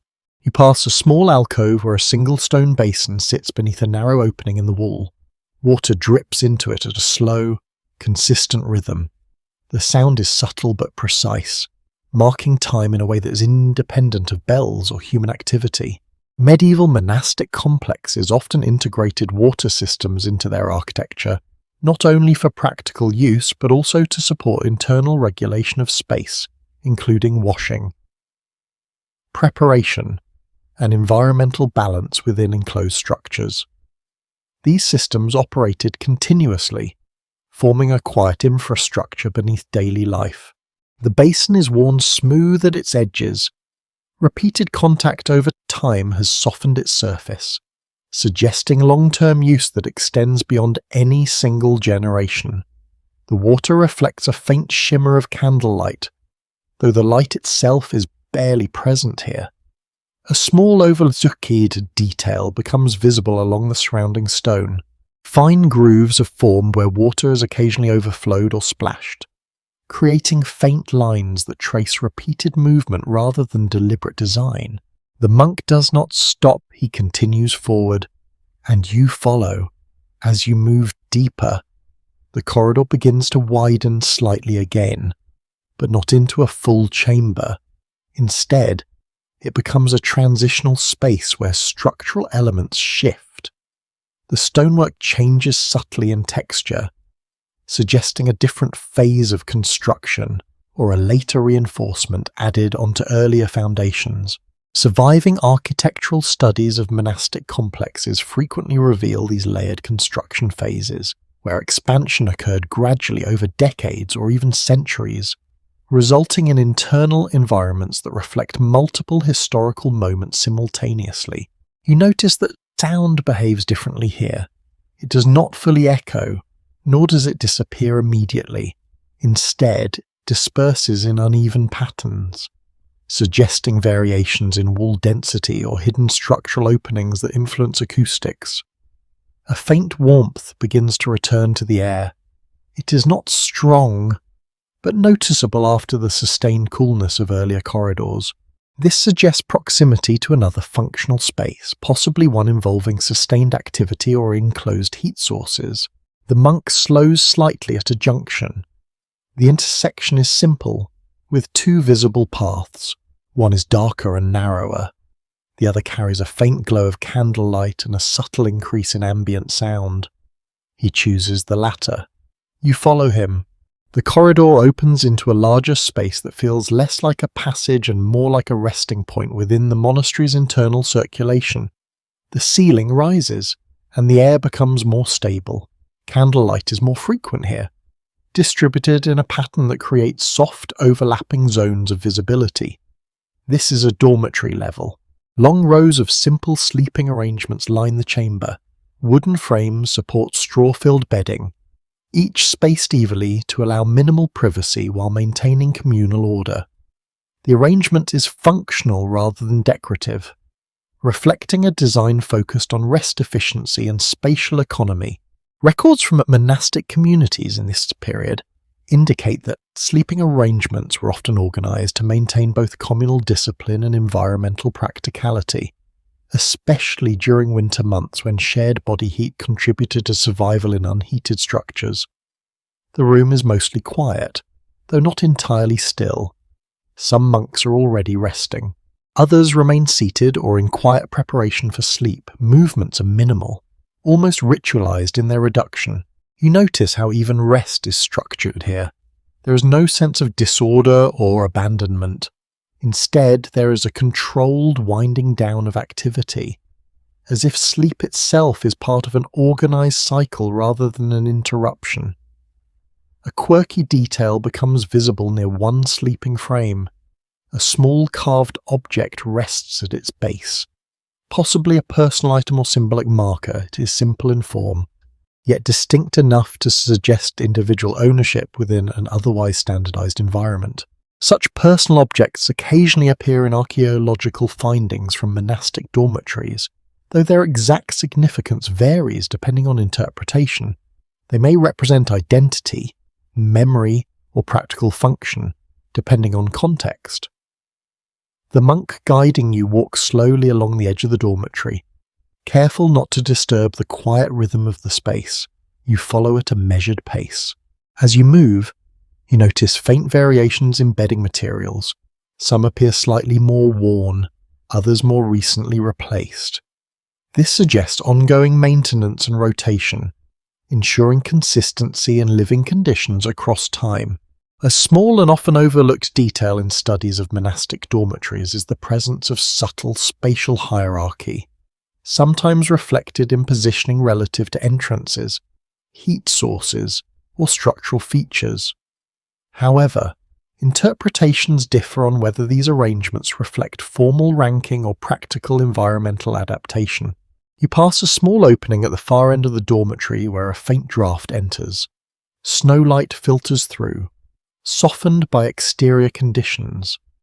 The outside world feels distant again, reduced to a pale presence beyond stone and structure. The monk pauses briefly near this opening, not for long, but long enough to acknowledge transition. You sense that this is not simply another room in the sequence. It feels like a boundary between cycles of activity within the monastery. Beyond the dormitory, the corridor narrows once more, returning to enclosed stone passage. The temperature drops slightly, and sound becomes more compressed again. The monastery continues its layered rhythm of expansion and contraction, openness and enclosure. A lesser-known detail from architectural analyses of monastic complexes suggests that such transitions between functional zones were deliberately designed to regulate not only physical movement but also mental pacing, guiding individuals through cycles of activity and rest without abrupt shifts. The monk resumes walking. You follow. As you proceed, the corridor begins to feel less like a route and more like a return path. Though not necessarily to any location you have seen before, it is as if the monastery is guiding you through a final internal circuit, bringing together fragments of spaces you have already encountered in different forms. The air becomes stiller. The light becomes more uniform. The sound fades into a quiet consistency that feels less segmented than before. You realize that the structure around you is no longer revealing new functions. Instead, it is consolidating experience. Every space you have passed through, writing halls, storage chambers, workshops, instructional rooms, communal areas, and transitional corridors, now feels connected in memory as parts of a single continuous system. The monk ahead slows one final time.